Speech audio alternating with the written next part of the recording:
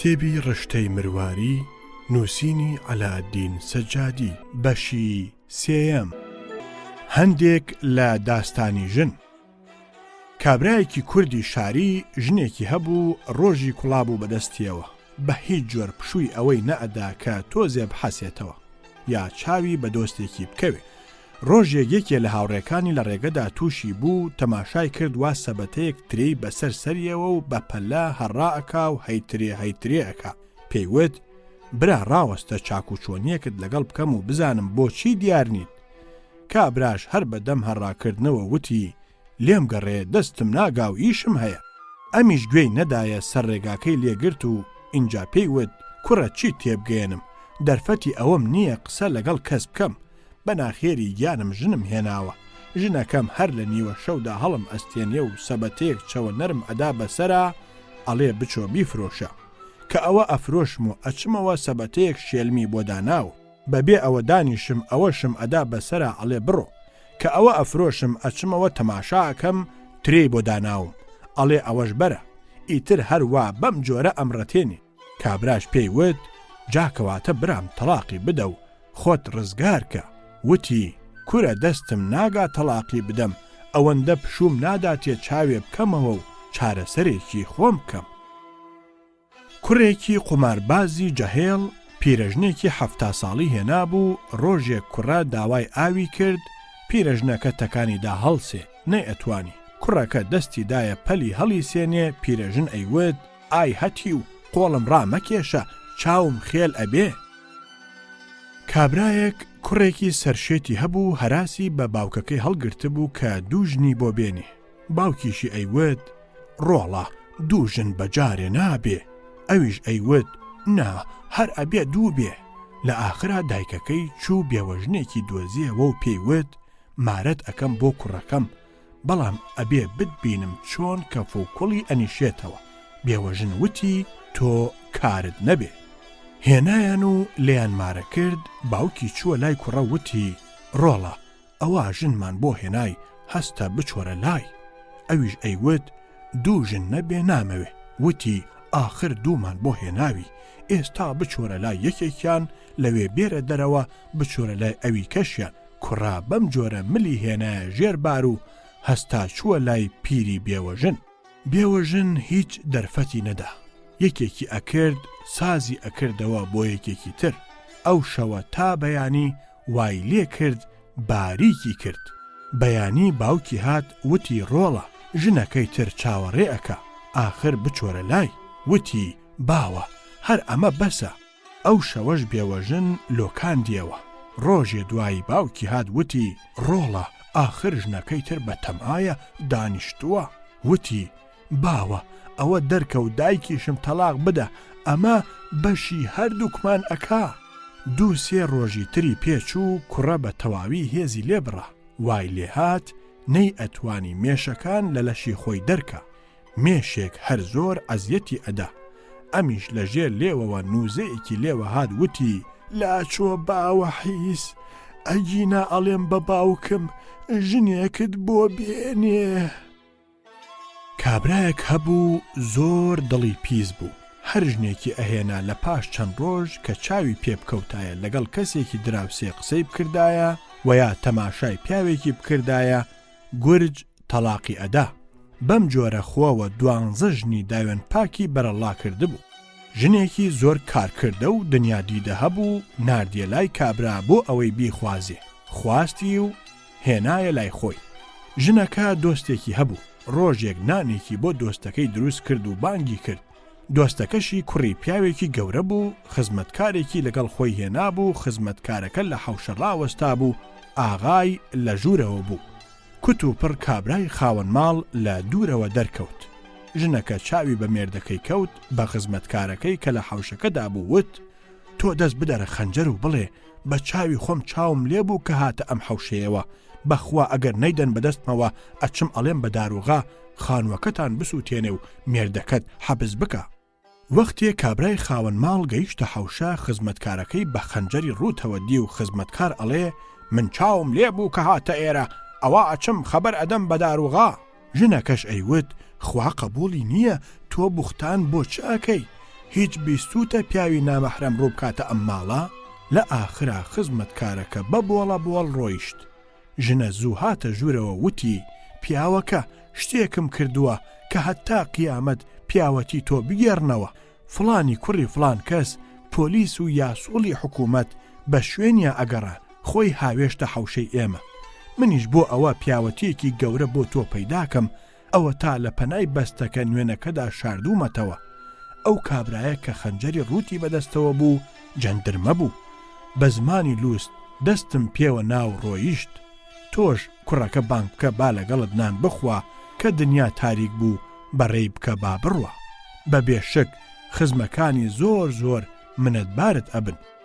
کابرا کوڕەی لە پەنانوێنەکان هێنایە دەرەوە ماریفەتێکی زۆری لەگەڵ نواند و لە پاش نان خواردن ڕەوانەی کرد و گەلێ مەمنونی ژنەکەی بوو. یەک دوو ڕۆژێ پێچوو ئێوارەیەک دیسان نانی بۆ دۆستێکی تری دروست ئەکرد و بانگی کرد و پێیوت ئیمشەو پێکەوە ئەنوین. ئێوارە لە پاش نوێژی شێوان مێردەکەی هاتەوە وتی پیاوەکە خوشکێکم هەیە ژنی کوڕێکی بێشەرمە. مێردەکەی شەڕی لەگەڵ کردووە. ئەویش تۆراوە و هاتووەتە ئێرە. شەرمیش لە تۆ ئەکا. زۆر شەرمنە. خۆ ئێمەش ناشکری نەبێ هەر یەک ژوورمان هەیە. ئەگەر ڕێ ئەکەوێ ئیمشەو لە مزگەوت یا لە جێگەیەکی تر تەشریفت بنوێ. کابرا وتی زۆر چاکە و ڕووی کردە چارشێو بەسەر و وتی یاخوا بەخێر بێ دایکەکەم. وە بەژنەکەی وت زۆر خزمەتی بکە مادەم تۆراوە ڕووی کردووەتە ئەم ئاشە کۆنە. ئەویش وتی بەسەر چاو لە سایە و خوا و سەری تۆوە لەسەر هیچ پەک ناکەوێ. تەنها زایفەیەک چییە؟ با مانگێک دانیشێ. ئیتر کابرا هەستا چووە مزگەوت. وەکو گونی هەلاج لە سەرمانە ئەلەرزی بەیانی ڕووی کردە ماڵ. کابرای دۆستە درەنگ خەبەری بووەوە و خۆی گورج کردەوە و هات لە قاپی بچێتە دەرەوە و خاوەن ماڵ گەیشت. ژنەکە دەست و بردڕووی کردە دۆستەکەی وتی وەڵڵاهی دڵت ئەوەندە پیس نەبێ. هەتا ئێستا لە لای خۆم بووە و نەچووەتە هیچ جێگایەکی تر. لە سایەی خواوە خوشکی من لەوانە نییە بچێتە ماڵان. کابرای مێردی وتی چییە و ئەم زەلامە چی ئەوێ؟ ژنەکە وتی پیاوەکە خۆت ئەیزانی ئێوارە فاتەی خوشکم بە تۆراوی هاتە ئێرە. منیش گلم دایەوە بەیانی زوو گەلێ جنێوم پێدا وتم مێردەکەت لێی داوی دەستی خۆش بێ بەخوا ئەبێ بڕۆیتەوە و ڕەوانم کردەوە.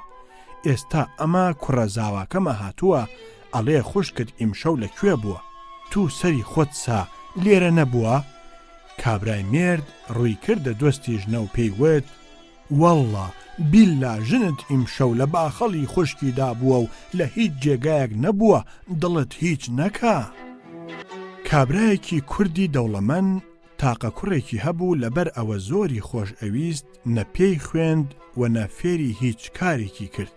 کوڕا لە پاش مردنی باوکی دەستی کرد بە تەخشان و پەخشانکردن. زۆری پێنەچوو نابود بوو. پوڵێکی بەدەستەوە نەما. چار ناچار ماڵ و مناڵی بەجێ هێشت و چووە شارێکی وەکو ئەدرنە. بێجگە لە کۆڵکێشی هیچ ئیشێکی تری پێ نەکرا. چووە گومرگ زۆری پێنەچوو لەبەر ئەوە پیاوێکی بنەماڵە بوو. خۆ ڕەوشتێکی باشی ئەنواند کردیان بە حەماڵ باشی. لە ماوەی 1-2 ساڵێکدا پارەیەکی باشی کۆ کردەوە. ڕۆژێک تێفکری پارەکە زۆرە ئەگەر بچێتەوە بۆ وڵاتی خۆی ئەتوانێت تجارەتی پێوە بکە. پارەکانی هەڵگرت و چووە کەلاوەیەکەوە 1000 لیرەی کردە تورەکەیەک. 1000 مەجیدی کردە تورەکەیەک. 1000 پێنجویشی کردە تورەکەیەکی ترەوە و زۆر چاک قایمی کرد و خستیە باخەڵیەوە کە سەری هەڵبڕی ئەوە ژنێکی جوانکەلا بە دیاریەوە وەستاوە. ژنەکە پرسی ئەمە چییە باوکم؟ وتی بەخوا خوشکێ من خەڵکی ئەو وڵاتی کوردەواریەم. لێم قەوماوە هاتوومەتە ئەم وڵاتە ئەم پارانەم گرت کردووەتەوە. ئەمە 2 ساڵە ماڵ و مناڵم بەجێ هێشتووە. ئێستا کە خوا بەزەی پیاما هاتووەتەوە ئەوەندەی دامەتێ ئەمەوێ ئیتر بڕۆمەوە بۆ وڵاتی خۆم. ژنەکە وتی ئۆ بەخوا زۆر دڵم پێت سووتە کەواتە ڕاوەستە منیش خێرێکم لەسرە لە تۆم چاکتر دەست ناکەوێ ئەوە ئەچم بۆ دێنم. کابرا دانیشت و ژنەکە لێیدا ڕۆیشت. زۆری پێنەچوو تەماشای کرد ئەوە ژنەکە پۆلیسێک و یاساوڵێکی مەحکەمەی هێنا و هاتەوە. کابرایان ڕاکێشا و بردیان بۆ دیوانی قازی. قازی پرسی لە ژنەکە چییە؟ وتی قوربان ئەم کابرایە بێکەس و سوالکەر بوو. 7 ساڵ لەمە و پێش هات منی شوم پێکرد، ئەمە 7 ساڵە بە خێوی ئەەکەم و چنگەکڕێی بۆ ئەەکەم، دوێنێ شەڕمان بوو. 3 بە 3 تەلاقی دام، شەوێ هاتووە 1000 لیرە و 1000 مەجیدی و 1000 پێجوم هەبوو، هەر یەکی لە تورەکەیەکی چیتی مۆردایە دزیوێتی. ئێستا ئەمەوێ بۆم بسێنیتەوە. قازی ڕووی کردە کابرا وتی ها تۆ ئەڵێی چی؟ کابرا وەکو لەبانێ بەربێتەوە وتی قازی بەک بۆ خاتری خوا نەژنم بووە و نە هیچ پارەشم دزیوە. ژنەکە وتی قوربان تەماشایکە ئەمە 7 ساڵە بە خێوی ئەەکەم کەچی ئێستا ئەڵێ هەرژنیشم نەبووە. ناو نیشانمان ئەوە بێ کیسەکان تەنانەت بە دەزووی سپیش دووراون. قازی ئەمری کرد کیسەکانیان لە باخەڵی کابرا دەرێنە. هەموو ناو نیشانی ژنەکە دەرچوو. اینجا 2 شاهیدیش هاتن و وتیان ئەشهەدو بالله ئەم کابرایە سوالکەر بوو. ئەم ژنە هەر لە زووەوە دەوڵەمەندە و پارەی بەسوو ئەگەڕێ و خۆی مارە کرد لەم کابرایە. دوێنێ لەسەر دەستی ئێمەدا تەلاقی ژنەکەیدا کەچی شەوێ چووە پارەکەشی لێ دزیوە. ئیتر قازی ئەمری کرد پارەیاندا بەدەست ژنەکەوە و کابرایان دەرکردە دەرەوە. کابراکە ئەمەی لێکرا هات تۆپەڵێ قوڕیدا بەسەریا و لە کۆڵانێکە دەستی کرد بە گریان حتا ئێوارە. ئێوارە ماڵێکی گەورە بەرامبەری بوو. کارەکەرێک هات وتی کابرا وەرە ئاغاژنم بانگت ئەکا. کابرا وتی اینجا نۆرەی ئاغاژنی تۆیە، ئیتر چم پێماوە. لەگەڵ ئەوەش وتی هەر با بچم تازە لە چی بترسم. هەڵسا لەگەڵ کارەکەرەکە لێدا ڕۆیشت کە تەماشای کرد ژنێکی جوانی خانومان لەسەر کورسیەک دانیشتووە. پرسی باوکم چیت لێ قەوماوە؟ لەم بەردەرگایە لە بەیانیەوە ئەگری. وتی ئەوی لە من قەوماوە لە کەس نەقەومێ. ئەوی بەسەری هاتبوو سەراپا بۆی گێڕایەوە.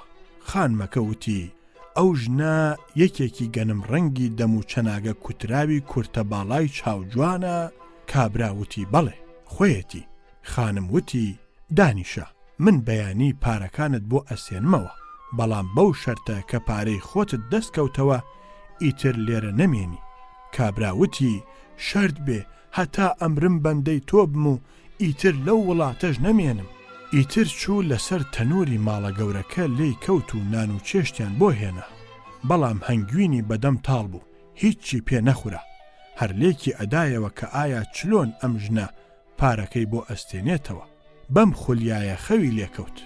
بەیانی زوو خانم هەڵسا چارشێوی بەسەرادا و کابرای بانگ کرد و وتی ئەو ژنە خۆی وتوویەتی کە ئەو 7 ساڵە ژنی تۆ بووە.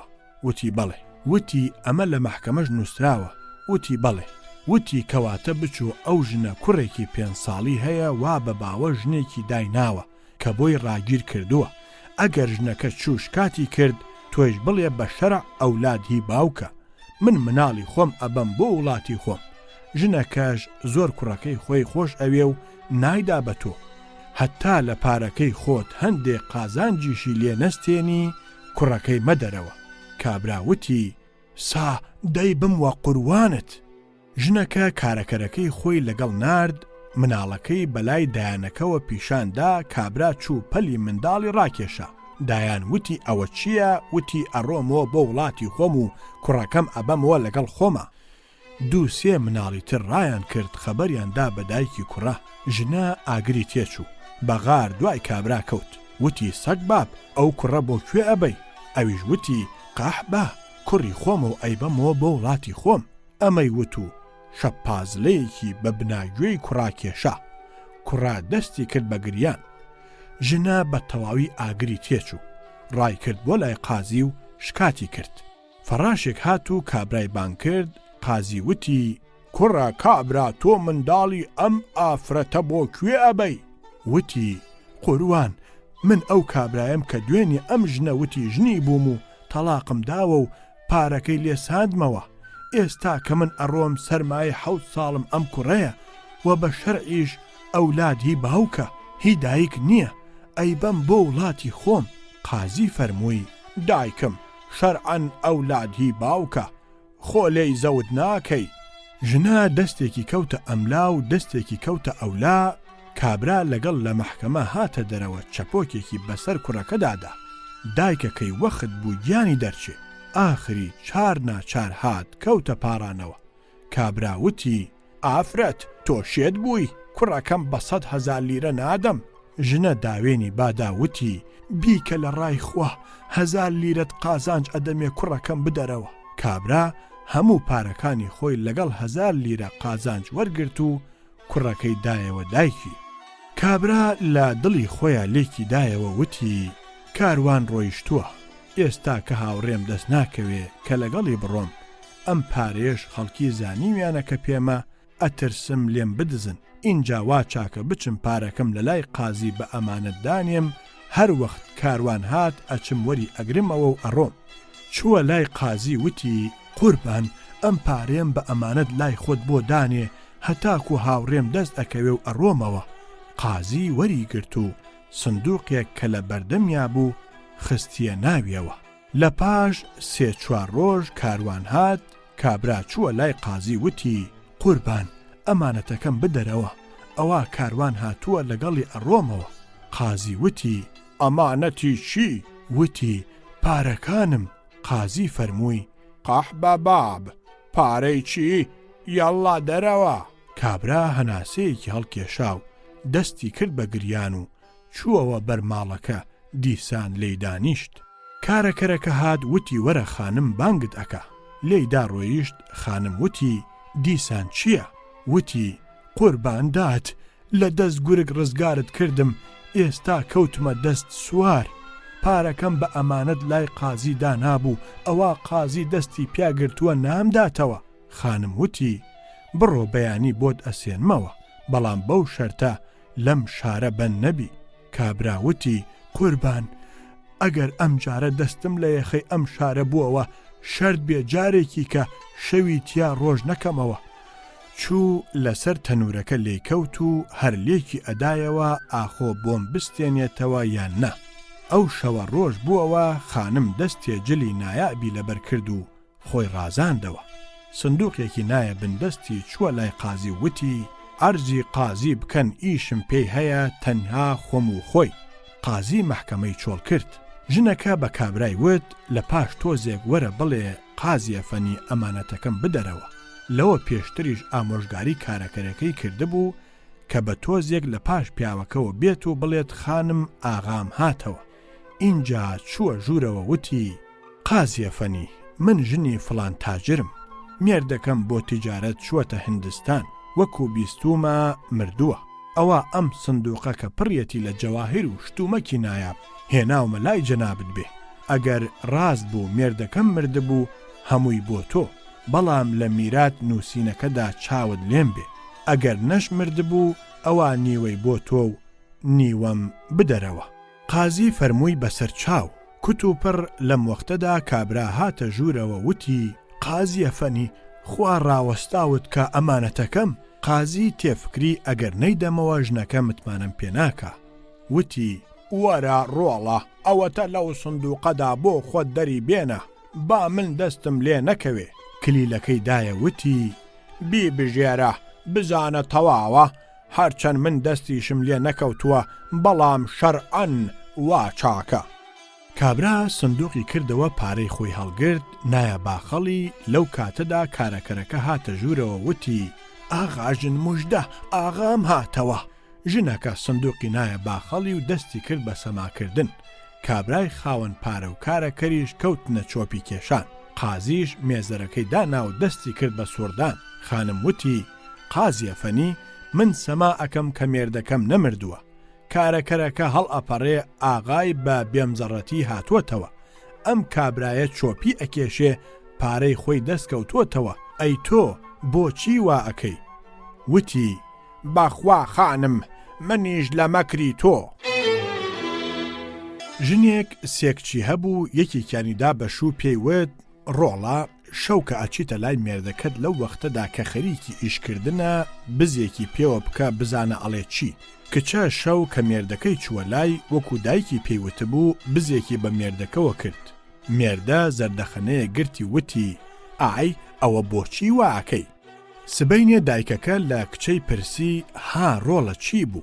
وتی دایکە بزەم پێوە کرد، زەردەخەنە گرتی وتی بۆچی واکەی؟ دایکی وتی ڕۆڵە، ئەوە کەرێکە خوا پێیداوی، بەختت چاکە تا ماوی سواری بە. کچی ناوەنجی دابەشوو بەو جۆرە ئامۆژگاری ئەویشی کرد. شەوکە کچە مێردەکەی هاتە لای بزێکی بە مێردەکەیەوە کرد، کابرا ڕاپسکا و هیچ دەنگی نەکرد. بەیانی دایکی کچەکە لە کچەی پرسی چی بوو، وتی دایە کە بزەکەم پێوە کرد ڕاپسکا و دەنگی نەکرد. وتی ڕۆڵە، تۆیش هەر باشی، ئەوەندە هەیە هەر وەخت ئەو تووڕە بوو تۆ هیچ دەنگ مەکە. اینجا کچی بچووکی دابەشوو بەویش هەروای وت. شەوکە مێردەکەی چووە لای لەو وەختەدا بزێکی بە مێردەکەیەوە کرد، مێردە کشایەوە و ئیشەکەی نەکرد. هەستا خۆی کۆ کردەوە و بە کچەکەی وت تو خوا بزانم ئەو پەنجەتە کامە بوو با ماچی بکەم. کچە پەنجەکەی خۆی پیشاندا، کابرا چەقۆیەکی دەرهێنا و ئەنگوستی کچەکەی بڕیەوە. کچە کەوتە قۆڕەقۆڕ و هاوار هاوار تا بەیانی دایکی هات لێی پرسی چی بوو، وتی دایە خوا بتگرێ بۆ ئامۆژگاریت کە من ئەوە ئەنگوستێکم لەسەر دانا. دایکی وتی ڕۆڵە، ئەنگوستێکت بڕوا چاکترە تا خۆت، ئەوە پێت ئەڵێ مێردەکەت مێردە، هەر ببزوویتەوە ئەتکوژێ، جا ئەبێ بە هەموو جۆر ملی بۆ ڕاکێشی. کابرایەکی کورد دوو کوڕی گەنجی هەبوو، کوڕەکان چوون دوو خوشکیان خواست. زۆری پێنەچوو یەکێ لە کوڕەکان ڕنگ و ڕوویەکی تری هەڵهێنایەوە و ڕۆژ بە ڕۆژ جوانتر ئەبوو، کەچی ئەوی تریان بە پێچەوانەی ئەو ڕۆژ بە ڕۆژ خراپتر و پەرپووتر ئەبوو. لە براکەی خۆی پرسی ئەرێ برا تۆ لە ماڵەوە لەگەڵ ژنەکەت چۆنی؟ وتی برا ژنی وا چاک و گوێڕایەڵ هەر نەبووە. وتی ئەرێ تۆ چۆنی؟ پێیوت بەخوا برا کوشتومی، من ئەڵێم سیر و ئەو ئەڵێ پیاس. براکەی وتی نابێ، هەردووکیان کچی یەک باوک و دایکن، بۆچە ئەبێ ئەو وابێ و ئەم وابێ؟ برا فەقیرەکە پێیوت ئەگەر بڕوا ناکەی با تاقییان بکەینەوە. ئەویش پێیوت زۆر باشە. کابرا هەستا چووە بازار، بارێ شووتی کڕی، بۆ شەوێ براکەی و دووسێ کەسی تری بانگ کردە ماڵەوە. لە پاش نان خواردن کابرای فەقیر وتی ئاژنەکە شووتیەکەمان بۆ بێنە بیشکێنین. ژنە چوو شووتیە کۆڵەیەکی هێنا و فڕێدایە بەردەمی مێردەکەی. مێردە وتی ئەمە خراپە، شووتیەکی باشمان بۆ بێنە. ژنە بەناوچەوانێکی گرژ و مۆنەوە هەستا چوو 5-6 شووتی خستە سینیەکەوە و هێنای وتی فەرموو ئەوە شووتیەکانت کە کەر نایخوا. خزمەتکار و کارەکەری ڕاگیرا کردەوە، پەیتا پەیتا ئەمری بەسەرا ئەکا. میوانەکانیش ئاگایان لەم گفت و لفتەیە. لە پاش تۆزێ زۆر شەرمەزار بوون و لێیاندا ڕۆیشتن. سبەینێ براکەی هات وتی ئیمشەو میوانی من بن. اینجا چوو لە بازار تاقە شووتیەکی کڕی و بردیەوە ماڵەوە. ئێوارێ براکەی و میوانەکانی ترچوون دانیشتن. لە پاش نان خواردن کابرا بە ژنەکەی وت ئاژنەکە شووتیەکمان بۆ بێنە بیشکێنین. ژنە چوو نەوی لە شووتی و هێنای داینا. پیاوەکە وتی ئەم شووتیە خراپە، بچۆ شووتیەکی تر بێنە. ژنە شووتی هەڵگرتەوە بردی و هیچ شووتی تریشیان نییە. نەختێ خۆی خەری کرد و هێنایەوە وتی پیاوەکە بزانە ئەمە چۆنە. دیسان مێردەکەی وتی بەخوا ئەمەش باش نییە، شووتیەکی ترمان بۆ بێنە. ژنە شووتی بردەوە دیسان هێنایەوە وتی پیاوەکە ئەمە یەکێکی تر، بزانە ئەمە چۆنە. تا 7 جار پیاوەکە شووتیەکەی بە ژنەکە دەناردەوە. هەر جار کە دەچوو دەهاتەوە بە ڕوویەکی گەلێ خۆشتر لە هەوڵجار دەهاتەوە. کەچی شووتیش هەر یەک شووتی بوو، جارێک نەیوت شووتی ترمان نییە. بەیانی چووە لای براکەی وتی ها برا ژنەکانمان چلۆنن. وتی بۆ خاتری خوا چارێکم بکە. پێیوت چارت هەر ئەوەیە تەلاقی بدە، من مارەی ئەەکەم، ڕەوشتی بۆت 4 ئەەکەم و لە پاشا بۆت تەلاق ئەدەمەوە. کابرا چوو ژنەکەی تەلاقدا و ئەمی ژنی خۆی تەلاقدا. هەر یەکە ژنی ئەوی کەیانی مارە کردەوە. ژنی براکەی تر کە چاوی بەم مێردەی کەوت سواری بوو. ئەوە ئەو هیچ، ئەمی تریش ئەو ڕۆژە کە هێنای کەرێک لە حەوشەکەدا بوو. بەژنەکەی وت: ئا بچۆ دۆڵکەیە ئاو بۆ ئەم کەرەدانێ. ژنە چوو ئاوەکەی بۆ دانا، کەرەکە دەمی برد بۆ ئاوەکە و کەچینەی خواردەوە. کابرا هەر هەڵی کێشایە خەنجەر و خەنجەرێکی گەیاندە لارە فیسکەی کەر و وتی: کەرام باوگاو، لای وایە ئەو عالەمە خزمەتکاری ئەوە، هەر ئاوی بۆ دانێن و نایخواتەوە. خوێن فیچقەی کرد. ژنەکە ئەمەیدی زەندەقی چوو، ئیتر ملی بۆ ئەم مێردەی ڕاکێشا. ئەگەر مێردەکەی بارە گوێزی لێ بنایە خڕەی نەئەهات. لە پاش بەینێک چووەوە لای براکەی وتی: برا، ژنەکەم بۆ چاک کردووی، وەرە بۆ تەلاق ئەدەم، ژنی خۆت بەرەوە. هەریەکە ژنی خۆیانیان تەلاق دا و ئینجا لە براکەی پرسی: ئەو ژنەی لای من زۆر لاسار بوو، چۆنت چاک کرد؟ ئەویش وتی: کوتەک ئەزانێ قۆناغ لەکوێیە. و باسی کەرەکەی بۆ گێڕایەوە. کابرا کە ژنەکەی مارە کردەوە فکری کردەوە، وتی: بەخوا وا چاکە با منیش هەر لە هەوڵەوە ڕای بێنم.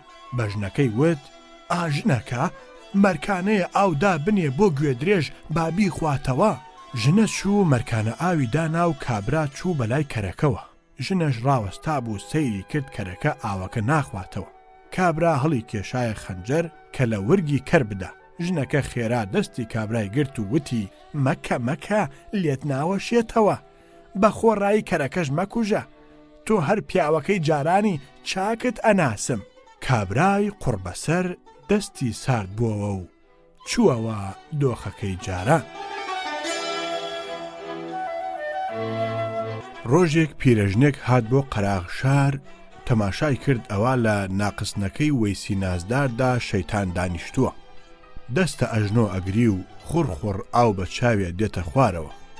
لێی پرسی: ئەوە بۆچی ئەگری؟ وتی: پورێ، کۆستە و باوەمەردە شاییانە، ژن بە ژنیان کردووە.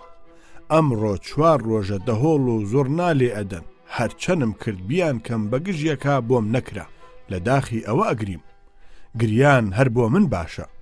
وتی: ئەی ئەمرت نەمێنێ، هەڵسەوەرە لەگەڵم، من ئەڵێم برامە، تۆش بڵێ وایە، اینجا بزانە چیەکەم. شەیتان وتی: پورێ، ئەگەر تۆ شتێکت پێکرا شەرت بێت تا ماوم ببم بە شاگردت. اینجا هەردووکیان هاتنە کۆستە و لە ڕێەوە چوونە ماڵی ئەو کوڕە کە خوشکی داوە و ژن ئەهێنێ. پیرەژن هەر لەگەڵ گەیشتنە جێ وتی: ڕۆڵە، خۆ تۆ خزمی، کە ژنت ئەهێنا بۆچی پرسێکت بە من نەکرد؟ من و باوکت خاڵۆزا و پورزاین، بە هەژارم ئەزانی هەر خۆڵی ناو ماڵەکەم بێژمەوە 4 ئەوەندەی دەوڵەتەکەی تۆی تایە. کوڕا گەلێ لە خۆی بوردەوە وتی: پورێ، لێم ببوورە، بەخوا نەمزانیوە کە خزمایەتیکی وەهامان هەیە، هەتا ئەمڕۆژ بە خزمەتت نەگەیشتوم. ئیتر پیرەژن داوێنی لێ کرد بەلادا، دەستی کرد بە چێش دروستکردن. ئەو ژنانەی کە نان و چێشتیان ئەکرد هیچیان پێ نەمابوو، هەموو بووبوون بە سیرکەر. 3 ڕۆژ شای مابوو، پیرەژن هەناسەیەکی نەدا و قنگی نەنایە زەوی، ئەوە وەکو ئاشی 4 پاڵ و هەر هەڵ ئەسوڕا. ڕۆژی بووک سوارکردن بووکی بە جۆری ڕازانەوە کە هەموو خەڵکی دیەکە سەرساممان. لێرەوە بووکیان برد بۆ باوەمەردە و لەو لاشەوە بووکی باوەمەردە هات. بووکەکانیان گۆڕیەوە. پیرەژن چووە ژوورەوە تەماشای کچە باوەمەردەیی کرد کە بۆ خاڵۆزای هاتووە بە بووک. نەختێ سەرکەفی خۆم لە گیرفانیا بوو، دەستی تێوەدا و دەستی کرد بە باخەڵی بووکێدا، هەردوو مەمکی گوشی. ئیتر هاتە دەرەوە زاوای بانگ کرد و 3 چەپۆکی بەسەری خۆیادا و نەختێ پۆپەسپیەکانی ڕاکێشا و وتی: هەتیو، خوا بتگرێت تۆ کە ژنت ئەهێنا نەدەبوو بگەڕێ ژنێکی بە ناموس و بە شەرم بێنی، چووی ئەم خوشکە ناسک و نازدارتدا بە قەحبەیەک. کوڕا جارێ لە تاسەوە چوو، ئەمجا پرسی: تو خوا پورێ، ئەم ژنە چییە؟ پیرەژن دیسان 1-2 چەمۆڵەی لە خۆی ناوتی: ئەم گیس و بریدەیە دۆستی هەتیوێکی خومخانەچی بوو، هەموو ڕۆژێکە بۆ ماست و دووە فرۆشتن ئەهات، هەتی و ئەی بردە ژووری خومخانەکەیەوە و هەرچی لەگەڵ ئەکرد ئەی کرد، تەنانەت ڕەنگە ئێستاش سنگ و مەمکی نیشانەی خومی پێوە بێ. هەتیویش کەر و سەرشێت بوو. ئەم قسەیەی بیست هەڵی کوتایە ژوورەوە و کراسی بووکی هەڵدایەوە. کەڕوانی ئەوە هەردوو مەمکی جێگای 5 پەنجە و دەستەکەی لێوە دیارە و هەمووی خومە. ئیتر بەبێ هێڵ و گفت بووکیدایە بەر خەنجەر شڕ و وڕی کرد بەسەر یەکە. پێخەسوو کە بووکی بە کوژراوی دی ئەویش دای بەسەری خۆیان بە باوکەڕۆ خۆی گەیاندەوە باوە مەردە و لە دوورەوە بانگی کرد ئەوە بۆچی ڕاوەستاون خۆ کۆستەی بووکیان پارچە پارچە کرد. ئەمانیش دەست بەجێ بووکیان پەلپەل کرد. هەردوو دێ ئەمجار دەستیان دایەت فەنگ هەتا ڕۆژ ئاوا بوو دە 12 کەسیان لە یەکتری کوشت. ئەمجا شەیتان کە ئەمەی دی دەستی پیرەژنی ماچ کرد و وتی نەوەک شاگرد ئیتر پورێ هەتا ماوم خزمەت کارتم. دوو پیرەژن بوون بە کچێنی زۆر ناشرین بوون. کەس نەیخواستن هەروە مانەوە تا پیر بوون ددانیان کەوت. یەکێکیان تەنها ددانێکی مابوو ئەوی تریان دوو ددانی مابوو. ئەو سەردەمەش ددان ساز نەبوو. ڕۆژێ وتیان خۆ ئێمە لە دنیادا لەزەتمان لە خۆمان نەدی کەواتە با پێکەوە خانوویەک بگرین. هەردووکمان دەسڕەنگین درومانەکەین و تاماوین بۆ خۆمان بەم جۆرە ڕائەبوێرین. هاتن خانوویەکیان گرت دوودانە لە ماڵەوە درومانی ئەکرد بە جلی ئاڵوواڵاوە یەکدانەش ئیشوکاری بازاڕی ئەکرد. خانووەکەیان لەسەر ڕێ قەراغشار بوو. کوڕی پاشا ئەچوو بۆ ڕاو لەسەر سواریەوە چاوی بە دوودانە کەوت بە ئاڵ و واڵا و قەد و باڵایەکی بەرز و بەلار و لەنجە بە هەیوانەکەدا ئەهات و ئەچوو بە کچێکی جوانی نازداری هاتە پێشچاو. یەک ددانەی بانگ کرد و وتی ئەو کچە کێیە؟ یەک ددانە پێی وت قوربان ئەوە تەنها کچمە بۆیە هێناومەتە ئەم قەراغشارە کەس نەیبینێ و ئاژاوەیەکم بۆ نەنێتەوە. ئاخری لێرەش ڕزگارم نەبوو. جەنابتان دیتان قوربە ماڵمەوە درا ئەترسم کچەکەم لە کیز بچێ.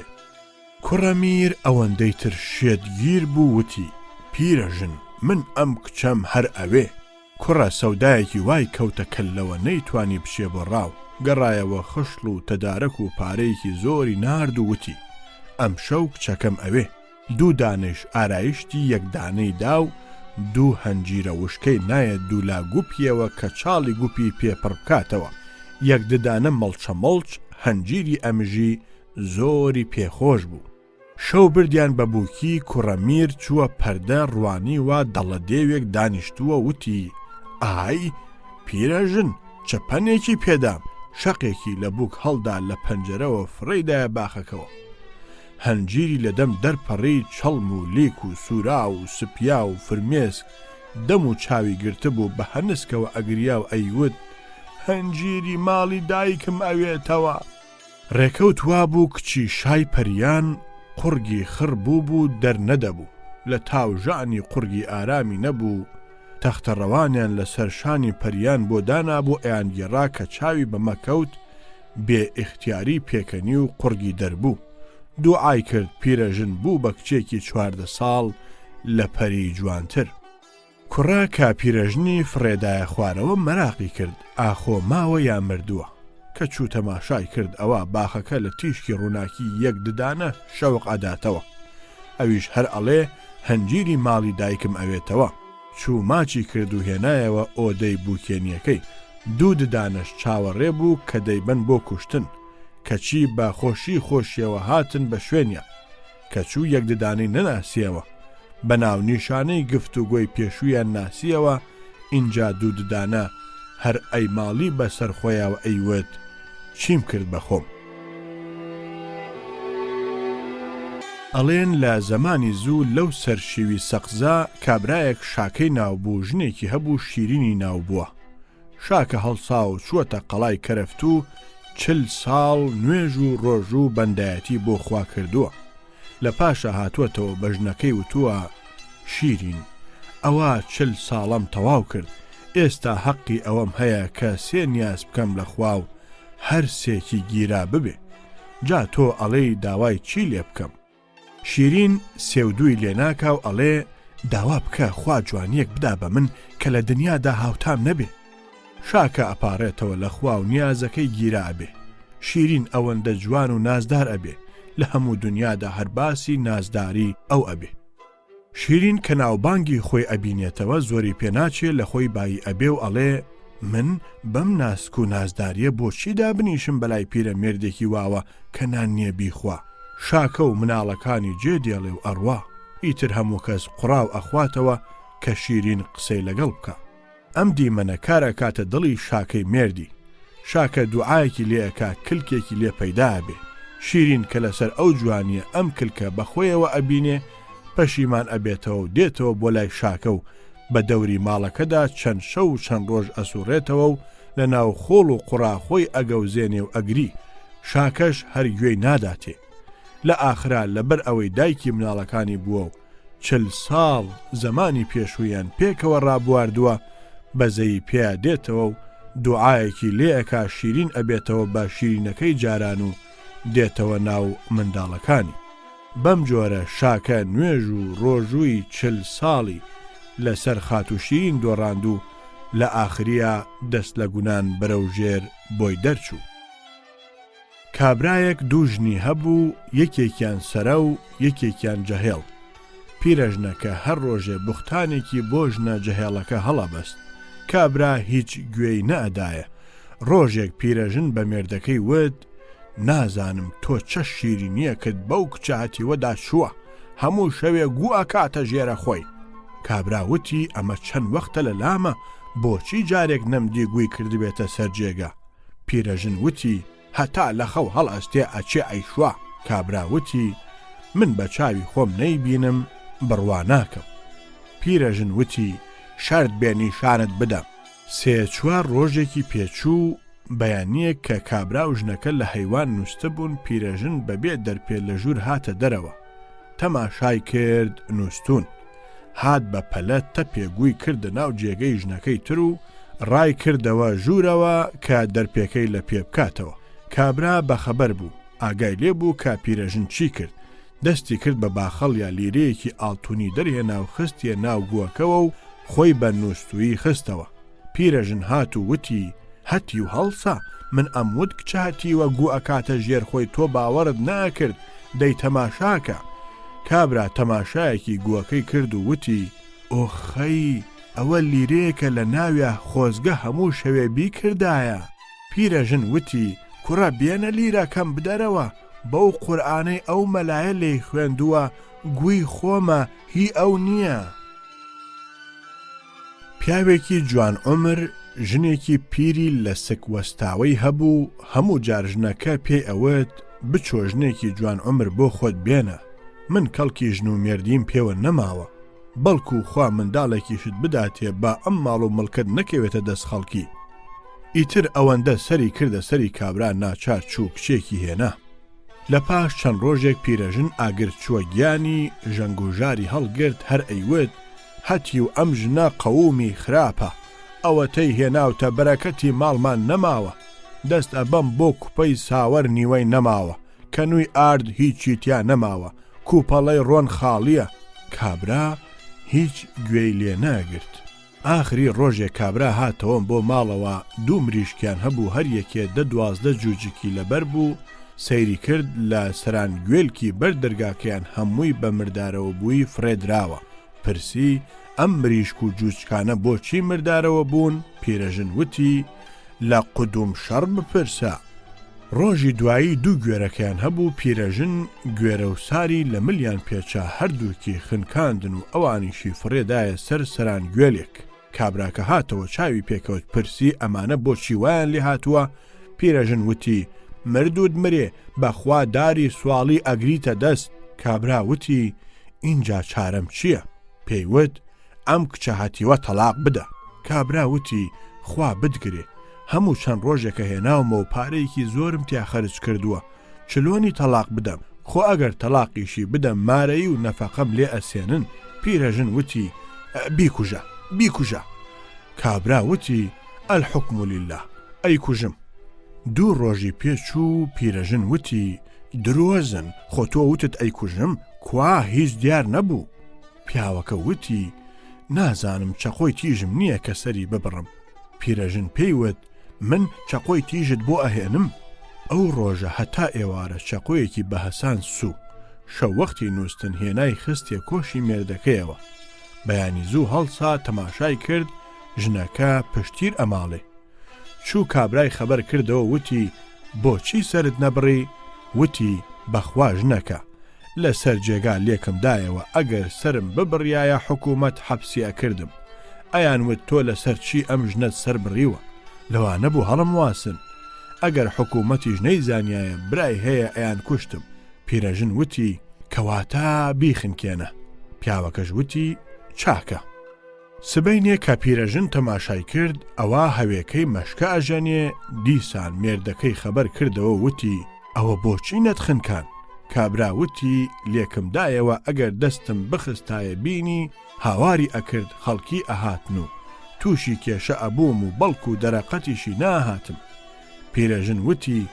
دە ئەمشەو من دێم هەردوو دەستی ئەگرم نایەڵم جم بدە تۆش دەست بنێرە بینی و بیخنکێنە کابراوتی زۆر باشە شەو وەختی نووستن هات ژنەکە چووە سەر جێگای خۆی ڕاکشا پیرەژن بە کابرای وت دە هەڵسە ئەوە من دەستی ئەگرم تۆش بیخنکێنە کابراوتی ژنەکە وا نابێ بەخوا ئەگەر بیخنکێنم خەڵکی ئەڵێن ئەم ژنە ئێوارە ساغ و سەلیم بوو شەو بۆچی مرد دیارە حەکیم دێت و تەماشای ئەکا و راپۆرتی ئەداکە خنکاوە ئەو وەختە منیش و تۆش تووشی گۆبەن ئەبین پیرەژن وتی ئەی چاری چییە پیاوەکە وتی تەکبیرێکی چاکم کردووە وتی چییە تەکبیرەکەت کابرا پێیوت دەست ئەکەم بەگاینی شەو ئەیگێم ڕۆژ ئەیگێم ئەوەندە ئەیگێم ئەوەندە ئەیگێم هەتا ئەمرێ ئەو وەختە کەس ناڵێ کوشتیان یاخنکاندیان پیرەژن وتی ناوەڵڵا کەواتە ئەو جوان و جەهێڵە وازی لێبێنە من بەقەد خۆم عمرم ڕابواردووە من بەو دەردە بکوژە با ڕزگارم ببێ و ئێوەش بۆ خۆتان ڕەحەت بن بێوەژنە کوردێک هەبوو زۆر فێڵباز بوو 4-5 شووی کردبوو بەڵام ماوەیەکی زۆر بوو بە بێوەژنی مابووەوە ڕۆژێک کابرایەکی زەبەلا هاتە لای وتی بیستومە تۆ مێردت نییە منیش بێکەیبانوم ئەگەر شوم پێ ئەەکەی ئەتخوازم ژنە لێی پرسی تۆ ئیش و کارت چییە کابراوتی ئەوی ڕاستی بێت دزم وتی چ جۆرە دزێکی پێیوت من عادەتم وایە ئێواران کە نوێژی شێوانم کرد ئەچم بۆ دزی بەیانی بۆ نوێژی سبحەینێ دێمەوە نایەڵم نوێژەکەم بڕوا ساخوا چی بە نسیب کردبوو ئەیهێنم پێوە ڕابێرم بەڵام بە ڕۆژ لە ماڵ ناچمە دەرەوە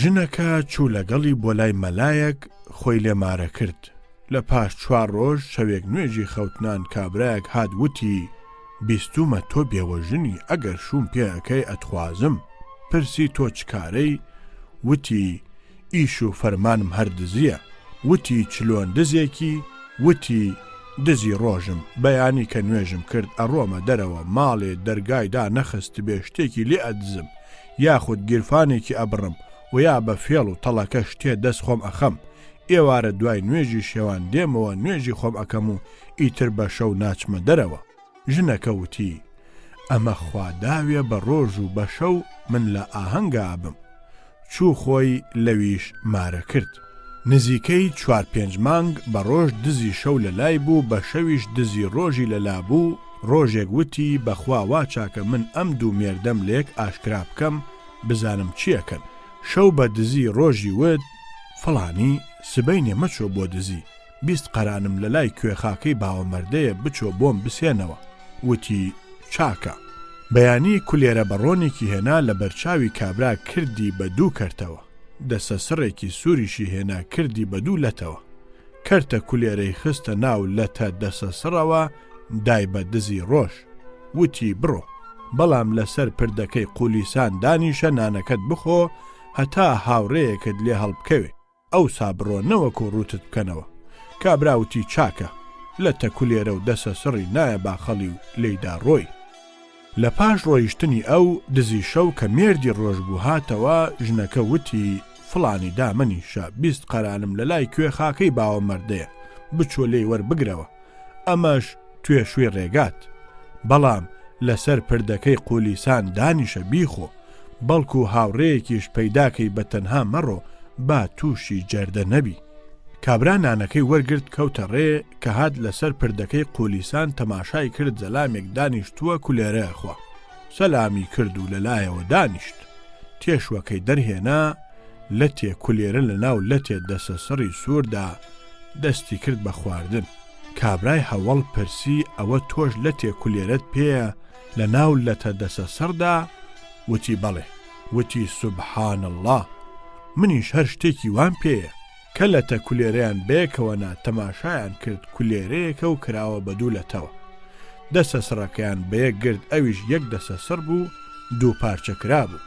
یەکێکیان پرسی تۆ بۆ کوێیەکی؟ ئیشت چییە؟ وتی ژنەکەم 20 قەرانی لە لای کوێ خاکەی باوەمەردەیە ئەچم بۆی ئەسێنمەوە. وتی ژنەکەت ناوی چییە؟ وتی خەندان. وتی کوڕە خۆ ئەوە ژنی منە و من ئەچم پارەکەی بۆ ئەسێنمەوە. لەسەر ئەمە نزیک بوو بچن بە گژیەکە. ناچار هەردووکیان گەڕانەوە چوونە لای ژنەکە وتیان تۆ ژنی کێی؟ وتی هەر کامێکتان ئازابن ژنی ئەوە، هەر کامێکتان لە ئیشی خۆیان وەستا بێ ئەو ئەبێ بە مێردم. هەردووکیان بەم قسەیە ڕازی بوون. دزی ڕۆژ وتی ئێستا ڕۆژە با بڕۆین من وەستایەتی خۆمت پێشاندەم. دزی شەو دوای کەوت هاتن بۆ بازار. جوولەکەیەکی دەوڵەمەند کە کوتاڵی فرۆشت بوو بە بازرگانەکان لە حوجرەی خۆی هاتە خوارەوە بۆ هەفتانە سندن. دزی ڕۆژ قەڵەمێک و پارچەیە کاغەزی بەدەستەوە گرت. جوولەکە لە دوکانێک 4 لیرە، لە یەکێکی تر 5 لیرە، لە یەکێک 15 مەجیدی، لە یەکێکی تر 4 کاغەزی 5 مەجیدی، بەم جۆرە 600-700 مەجیدی وەرگرت. لە پڕ دزی ڕۆژ دەستی کرد بە باخڵ یا کیسە پارەی دەرهێنا. خواجە یەقەی گرت وتی کیسەکەم. دزە وتی کیسەی چی؟ بێدین تەشقەڵەم پێەکەی. خواجە هاواری کرد و جاندرمە هاتن و وتیان چییە؟ جووە وتی ئەم کابرایە کیسە پارەی لێ دزیم. کابرا وتی درۆعەکە گەڕم پێەکە. جاندرمەکان هێنایان بۆ دائیرە. جووە لە لای باش مەعموور وتی قوربان ئەم کابرایە دەستی کرد بە باخەڵ ما کیسە پارەکەمی دزی. کابرا وتی قوربان درۆعەکە کیسە پارەی خۆمە، ئەگەر شاهیدی هەیە باشە. جووە وتی شاهیدم لەکوێ بوو؟ تۆ بە دزیەوە دەرت هێنا. ئەویش وتی قوربان لێی پرسە لە خواجە کە ئایا من پارەکەم ژماردووە؟ خواجە وتی نەخێر، ئەوە تا لە باخەڵیە. اینجا دزە وتی قوربان ئەگەر پارەی ئەوە کیسەکە چەندی تێدایە؟ کە کیسەکەیان ژمارد بە تەواوی قسەی کابرا بوو. باش مەعموور ئەمری کرد تا 2 شەق لەم جوولەکەیە هەڵدەن تەشقەڵە بەم موسڵمانە هەژارەکە. وەڵڵا 1-2 هەرمێیان دا بە خواجە و دەریان کرد. کابرا بە دزی شەوی وت چلۆنم. وتی باشە، بەڵام ئیم شەو نۆرەی منە. وتی چاکە. شەو بەڕێکەوت پیاوێکی گەورەی وەکو مەحموود پاشا هاتبوو لە ماڵی پیاوێکی گەورە میوان بوو. دزی شەو دزی ڕۆژی برد و چوو بە کەمەند چووە سەربان. ڕەفیقەکەی هەڵکێشایە سەربان چوونە خوارەوە. قازێک لە حەوشەکەدا بوو. دزی شەو سەری بڕی و دای بە دزی ڕۆژوتی دانیشە لەم مەتبەخە بەو ئاگرە بیکە بە کەباب برسیمانە. خۆیشی هاتە سەرەوە. تەماشای کرد ئەوە پاشا لەسەر 4 پایەیەک نووسووە. خزمەتکارێک لەبەر کورسیەکە دانیشتووە حەکایەتی بۆەکە. سوڵتان مەحموود لەگەڵ هەیاسی خاس وا ڕۆیشتن و وا هاتن. بەڵام خزمەتکارەکە زۆر خەوی دێ لەگەڵ پاشا خەوی لێ ئەکەوێ. کابراش بەلادادێ. لە پاش چەند دەقیقەیەک پاشا خەبەری ئەبێتەوە ئەڵێ حەمەی خۆسرە و حەکایەت بکە. حەمە هەڵەستێ دیسان چەند قسەیەکی تر لە حەکایەتەکە ئەکا. دزەکە سەبەتەیەکی گەورەی بە گوریسێک بەست و گوریسەکەی لە دارێکی بنمیچی هۆدەکە هەڵکێشا. سەبەتەی هێنا بە هێواشی پاڵێکی بە حەمەی خوسرەوەوەنا خستێ سەبەتەکەوە. سەری گوریسەکەی ڕاکێشا هێواش هێواش هەتا سەبەتەکە لە بنمیچ قایم بوو. حەمەی خسرە و با سەقفەکەوە هەڵواسرا. دزە دەستی کرد بە شتومە کۆکردنەوە. پاشا خەبەری بووەوە وتی حەمەی خوسرە و حەکایەت بکە. دزە دانیشت ئەیزانی حەمەی خوسرە و لەکوێدا حەکایەتی بڕیوە. وتی پاشان سوڵتان مەحموود وای وت هەیاسی خاس وای کرد. دزی ڕۆژ هاتبوو بزانێت چیەکە کە چاوی بەم کارە کەوت سەرسام بوو. لەم وەختەدا بۆنی گۆشتی قازەکە هات، دزە بە ڕەفیقەکەی وت بگەرە قازەکە سووتە. پاشا هیچ لێفەکەی لا نەدا، وتی حەما قازی چی؟ ئەویش پێی وت قوربان لە وەختەدا کە بابی قازیان بۆ سوڵتان مەحموو ئەکرد. پاشا خەوی لێکەوتەوە. دزە هەرچی بە نرخ بوو کردی بە کۆڵێک هاتە دەرەوە، لەگەڵ ڕەفیقەکەی گۆشتی قازیشان هێنا و هاتنەوە بۆ ماڵەوە. پاشا وەختی بەیان خەبەری بووەوە بانگی کرد حەمەی خۆسرا و حەمەی خۆسرا و. حەمە خەبەری بووەوە هیچ چاوی نەکردووە کە لەکوێیە، دەستی کرد بە حکایەت بەدەمخەوەوە. پاشا تەماشای کرد حەمە لە دوور دەنگی حکایەتی دێ، سەری هەڵبڕی ڕوانی حەمە دەنگی دێ، بەڵام خۆی دیار نییە، هەموو هۆدەکەی ڕوانی. دوایی تەماشای کرد لە بنمیچی خانووەکە لە سەبەتەیەکدا هەڵواسراوە کەچی حەمە هەر حکایەتیش ئەکا. وتی ئەریا حەمە ئەوە چیەکەی لەو سەبەتەیەدا دەویت باوک؟ کە حەمە سەری هەڵبڕی وتی باشام بۆ خاتری خوا ئەمە کێ خستومیە ئێرەوە. اینجا پاشا دەنگی کرد، دوو سێ کەس هاتن سەبەتەکەیان کردەوە و حەمەیان هێنایە خوارەوە کە ورد بوونەوە هەرچی شتومەکی پاشا هەبوو دزراوە و قازێکیش سەر بڕاوە و کراوە بە کەباب. ئەو وەختە زانی ئەوی وتی قازەکە نەسووتێ دزەکە بووە. پاشا لە کردەوەی ئەم دزە زۆر سەری سوڕما، جارچێکی نارجاریدا ئەو کەسەی دزی لە پاشا کردووە بێت ئافووە. کابرای دزە هات، پاشا وتی چلۆنت ئەم دزیە کرد؟ کابرا سەر تاپا باسی ژنەکە و باسی دزی ڕۆژی گێڕایەوە. پاشا ئیتر دڵی لێیان چوو، وتی کەواتە هەردووکتان ئەو ژنە تەلاق بدەن، من ژنتان بۆ دێنم و ببن بە خزمەتکارم. کابرایەکی کورد هەبوو، زۆر دەوڵەمەند بوو، هەر تاقە کوڕێکی هەبوو. کابرا مرد و کە لە پور و میراتەکەی هەموو مایەوە بۆ کوڕەکەی. پیاوێکی تریش بوو، زەڕەنگەر بوو، بەڵام زۆر قومارباز و بێحقوق بوو. بە هەر جۆرێک بوو خۆی کوتایە بندەستی کوڕە دەوڵەمەندەوە. هەموو ڕۆژ ئەچوو لەگەڵی سواری وڵاغ ئەبوو، جێگای خۆشخۆش ئەیگەڕاند، لە لۆقەنتە نایابەکاندا نانیان ئەخوارد، ئێوارانیش دیسان لە ماڵی کوڕە دەوڵەمەند نانی ئەخواردەوە. بەم ناوەوە کیسەدار بوو، هەموو ڕۆژێ بەلانی کەمەوە 1-2 لیرەشی لێ ئەدزی. زۆری پێنەچوو، کوڕە پارە و پوڵی نەما و ناچار بە فرۆشتنی مڵکەکانی بوو. زەڕەنگەر هەر ڕۆژە دوکانێک یا باغێک یا کۆشکێکی بە نرخی بە هەرزان لێ ئەکڕی و کەچی ئەو پارەی کە ئەیدایە نیوەی زیاتری بەناو ڕەفاقەتەوە لێ ئەدزیەوە. هەتا وای لێهات تەنانەت لە شتومەکی ناوماڵیش هیچی بەدەستەوە نەما. لەگەڵ ئەم هەموو تێکەڵاویێژ ئەم ماوەیە جارێک چییە ئەم کوڕەی نەبردە ماڵی خۆی و بانگێشتنێکی بۆ نەکرد. ڕۆژێک کوڕە دەوڵەمەند هیچی نەما بوو، چووە مغازەی زەڕەنگەر، وتی ئیمڕۆ هیچم نییە، هەندێک پارەم بدەرێ بە قەرز با بچین بۆ سەیران. زەڕەنگەر هەرچەند بەهۆی ئەم کوڕەشەوە بوو بە لۆرد، وتی فڵانی ئێستا هیچم لەلا نییە و ئەگەر بشم بێ نادەمێ، چونکە هیچت نەماوە بەچی ئەم دەیتەوە. کوڕە هەناسەیەکی هەڵکێشا، وتی کەوایە فڵانی هەر ئەم ئەنگوستی لێم ماوە لێم بکڕە، منیش هۆقەیەک نان ئەکڕم و ئەڕۆم بۆ وڵاتێ کە کەس نەمناسێ کرێکاریەکەم. زەڕەنگەر بە پارەیەک ئەنگوستیلەکەی لێکڕی و ڕۆیشت. کەچوو گەیشتە بەرماڵێکی گەورە، تەماشای کرد ژنێکی جوان لە باڵەخانەوە تەماشای کۆڵان ئەکا. کوڕەش وەستا بوو لە چاوبڕکێکردنە، چونکە دەمێ بوو ئیشی بوو. تەماشای ژنەی کرد، ژنەکەش کوڕەی زۆر جوان هاتە بەرچاو، دڵی لێ چوو، بە ئیشارە بانگی کرد. کوڕە چووە ژوورەوە، ژنەکە بردێ باڵەخانە داینا، لێی پرسی تۆ چی و چکارەی؟ پێیوت بەخوا فڵانی من زۆر دەوڵەمەند بووم، قەزا و قەدەر هیچم نەماوە، ئێستا کە هاتوومە سەر ئەوە بڕۆم بۆ وڵاتێکی دوور ئیشێ بۆ خۆم بکەم پێوە بژیم. ژنەوتی نابێ بڕۆی، من دڵم چووە لە تۆ هەموو ڕۆژێ وەرە لام، شەرت بێ ڕۆژێ 100 قەرانت بدەمێ. ئەویش وتی زۆر چاکە. ئەو ڕۆژە هەتا عەسر ئاهەنگی خۆیان گێڕا، لە پاش عەسر ژنەکە 100 قەرانی دایە. کوڕە هاتەوە، وتی پیا و پارەی نەبێ کەس نایناسێ، وا چاکە بچم کاسپی بکەم. دەست بەجێ چوو کوتاڵی کڕی و دوکانێکی بازرگانی دانا. هەموو ڕۆژ ئەچووە ماڵەکە لە پاش کەیفکردن 100 قەرانیشی وەرئەگرت و ئەهاتەوە. بەم جۆرە بووە خاوەن دوکانێ وەکو حاجی عەزیزی شەرعی.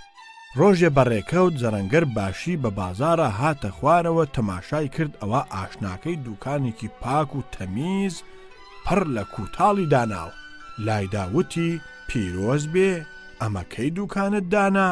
دەسمایەت لەکوێ بوو؟ پێیوت بەخوا فڵانی کە تۆ ڕوود لێ وەرگێڕام و دەرت کردم هاتم بڕۆم ڕێم کەوتە ماڵە گەورەیەک ژنێکی واوە بانگی کردم چوومە ژوورەوە بووین بە ئاشنا نەیهێشت بڕۆم ئێستا هەموو ڕۆژێ ئەچم کەیف و ئاهەنگ ئەکەم و ڕۆژی 100 قەرانیشم ئەداتێ ئەوە منیش دوکانم دانا و ئێستاکە دەسمایەیەکی باشم هەیە. کابراوتی ئەو ماڵە لەکوێیە؟ ژنەکە چۆن ژنێک و ناوی چییە؟ کوڕا زۆر چاک ناو و نیشانیدایە مەگەر ماڵەکە ماڵی زەڕەنگەر و ژنەکە ژنی زەڕەنگەر باشی بوو. ناوەکەشی پێوت. زەڕەنگەر هەڵسا و چووەوە دوکانی خۆی لە خەفە تا وەخت بوو شەقبەرێ. وەختی نیوەڕۆ کە وەختی چوونی کوڕەکە بوو زەڕەنگەر هەڵسا چووە ماڵەوە. تۆمەس کوڕەکە لەوێ بوو. ژنە دەست بەجێ وتی بچۆرە ئەو پەنجەرەیە و دەرگای پەنجەرەکەی داخست. مێردەکەی هەموو ماڵەکەی سنگ و سوژندا هیچی نەدی هاتەوە بۆ دوکانی خۆی. سەر لە ئێوارە چووە دوکانی بازرگان لی پرسی ئیمڕۆ چووی بۆ ماڵە ئاشناکەت؟ وتی بەڵێ چووم. تەنانەت مێردەکەی هاتەوە ژنەکەی منی لە پەنجەرەیەکدا شاردەوە چاک بوو نەیدیمەوە. کابرای زەڕەنگەر بە تەواوی بۆی دەرکەوت کە ماڵی ئەوە و ژنیش ژنی ئەوە. کەوتەوە بەیانی کوڕە چووە بۆ ماڵەکە لە ناکاو خاوەن ماڵ لە دەرگایدا. ژنە کوڕەکەی خستە سەبەتەیەکەوە کە نانی تێدا بوو هەڵواسرا بوو. کابرا هات پەنجەرەکە گەڕا هۆدەکان گەڕا هیچی نەدۆزیەوە ڕۆیەوە. کوڕە لە دوای ئاهەنگی خۆی 100 قەرانی وەرگرت و هاتەوە دوکان. زەڕەنگەر هات و پرسی ئەمڕۆ چووی؟ وتی بەڵێ چووم. تەنانەت مێردی ژنەکە هاتەوە پەنجەرەکەش گەڕا هەموو جێگایەکی پشکنی بەڵام لە سەبەتەی نانەکەدا بووم نەیدۆزیمەوە. کابرا دەستی کرد بە جینگڵەدان. بۆ سبەینێ کوڕە لە ماڵەکە بوو خاوەن ماڵ لە دەرگایدا ژنەکە سندوقێکی گەورەیان هەبوو دۆستەکەی خستە ناویە و قوفڵی لێدا. کابرا پەنجەرەی کردەوە سەبەتەی نانی تاقی کردەوە هەر چەند گەڕا هیچی نەدی. ڕۆیشت کوڕە هاتە دەرەوە 100 قەرانی وەرگرت و چووەوە دوکان. ئەسر دیسان زەڕەنگەر چوو پرسی ئەمڕۆ چووی؟ وتی بەڵێ چووم. ئیمڕۆژ مێردەکەی هاتەوە پەنجەرە گەڕا سەبەتەی نان گەڕا بەڵام من لە سندوقە گەورەکەدا بووم نەیدۆزیمەوە. بۆ سبەینێ دیسان کوڕە چووە ماڵەکە. ژنەکە سندوقێکی قیرتاوکراویان هەبوو زوو حازری کردبوو. کابرا کە لە دەرگاکەیدا کوڕەی خستە ناو سندوقە قیرتاوەوە سەرەکەی قایم کرد خستی حەوزەکەوە بن ئاوکەوت. کابرا کە هات ئەم جارە تەنانەت ئابخانە و کوولانە مریشکیشی نەهێشت هەمووی پشکنی. ژنەکە وتی ئەمە چییە تۆ چەند ڕۆژێکە دێیتەوە ئەم ماڵە ئەپشکنی چیت لێون بووە؟ پیاوەکە وتی هیچ. ژنەکە وتی بۆچی گرەوێکم لەگەڵ ناکەی؟ وتی چلۆن؟ وتی تۆ لەو بەرحەوزەکەوە منیش لەم بەرەوە خورما بەدەم بەهاوێژین هەرکەس دای لەو سندوقە قیرتاوە ئەوی تر 100 قەرانی بداتێ. کابراوتی باشە. ژن و مێر دەستیان کرد بە خورما خواردن و دەنک هاویشتن. کوت و پڕ ژنەکە لێیدا و 100 قەرانی لە مێردەکەی وەرگرت. کابرا ڕۆیەوە بۆ دوکان. ژنا کوڕەی هێنایە دەرەوە 100 قەران و 100 قەرانە گرەوەکەشی دایە. کوڕا هاتەوە دوکان. زەڕەنگەر هات وتی ئیمڕۆ چووی؟ وتی ئای ئیمڕۆ چووم و کابرا هاتەوە هیچ جێگا نەمانەی پشکنێ بەڵام ژنەکە منی خستە بووە سندوقێکی قیرتا و خستە بووم یا حەوزەکەوە تەنانەت گرەویشیان کرد ژنەکە 100 قەرانی لە مێردەکەی بردەوە ئەویشی دا بە من. کابرا ئینجا وتی چار نییە بۆم ناگیریە و هەموو ڕۆژی 100 قەرانیشم لە کیس ئەچێ وا چاکە بچم بە ژن براکانم بڵێم بەڵکە بیکوژن. 3-4 ژن برای بێحەیا و شەڕانی هەبوو چوو بۆی گێڕانەوە کە خوشکەکەتان وایە و ماڵی منی بە قوڕ گرتووە.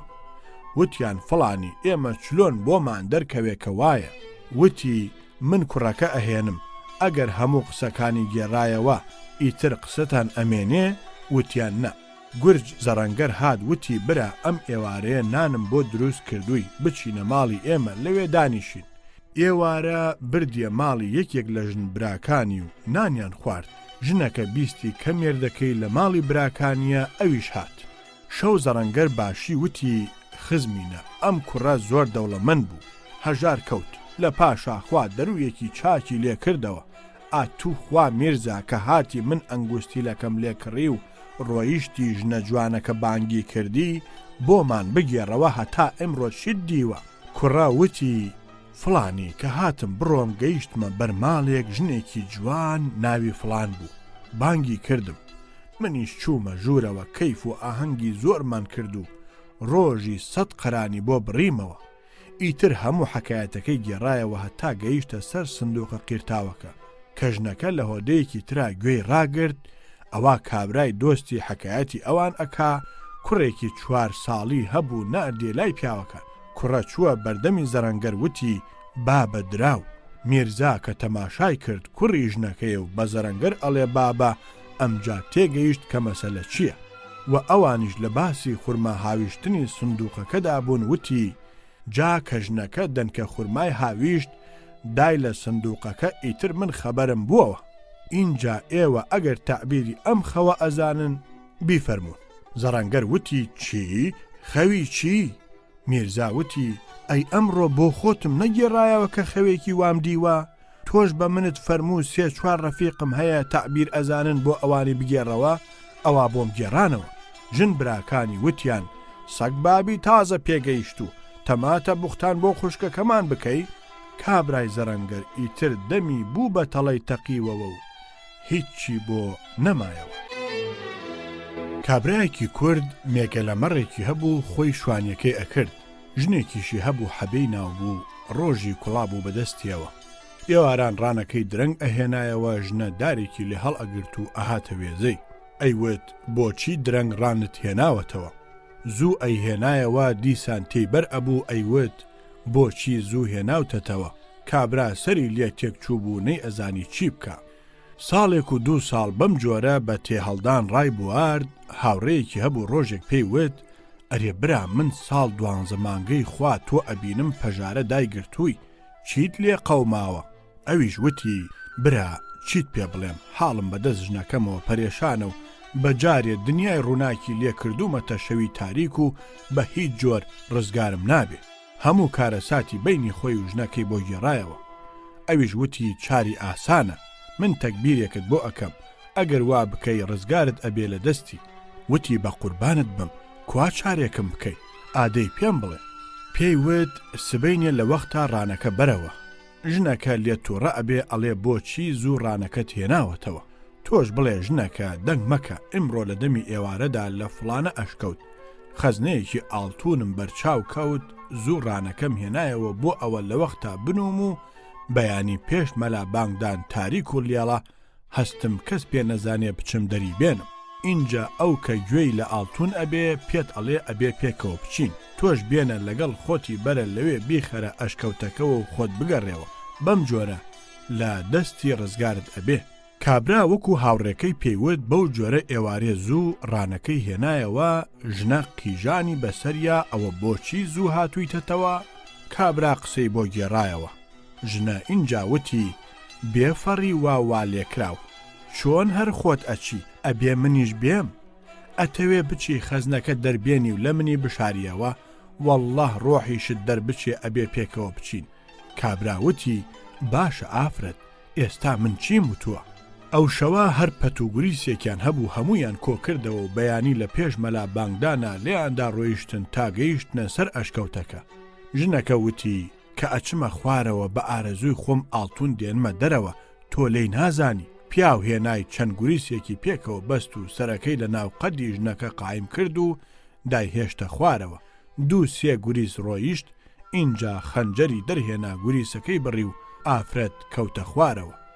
ژنە لە خوارەوە بانگی کرد پیاوەکە من کردی بێتم تۆ نەت کردی بێ؟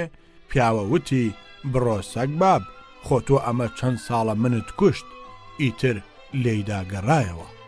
ئەم ئەشکەوتە هی دێوێک بوو ئێوارە کە دێوە هاتەوە حەبێ چوو بەلایەوە و تەفرەی دێوەکەیدا کە نەیخوا. دێوە هەرچەندە بۆڵە بۆڵی کرد حەبێ گوێی نەدایە و سازی کرد. ئیتر دێوە بە هەر جۆر بوو ڕاهات و گوزەرانی سەگمەرگی لەگەڵ حەبێدا ئەکرد. حەبێ تەنگی بەویش هەڵچنی. زۆری پێ نەچوو دەنگ بڵاو بووەوە کە کچی پادشا شێت بووە و پادشایش هەر ئەو کچەی هەیە. هەرچەند لەگەڵی خەریک بوون چاک نەبووەوە. جاڕیاندا بە وڵاتە هەرکەس ئەم کچە چاک کاتەوە پادشا کچەکەی لێمارەکە. بەڵام ئەگەر یەکێ وتی چاکی ئەەکەمەوە لە پاشا نەیکردەوە لەسەری ئەدەن. ڕۆژێک دێوە هات بەلای شوانەی مردی حەبێوە وتی فڵانی تۆ چەند ساڵێک جەزرەبەت کێشا بەدەست حەبێ گیانەوە لە پاشا کردت بە تووشی منەوە و خۆتت ڕزگار کرد. ئێستا منیش وەڕز بووم و دەبێت دەشت بگرمە بەر سەری خۆم هەڵگرم بەدەست حەبێوە. کچی ئەم پادشایە من خۆمم پیشانداوە بۆیە شێت بووە.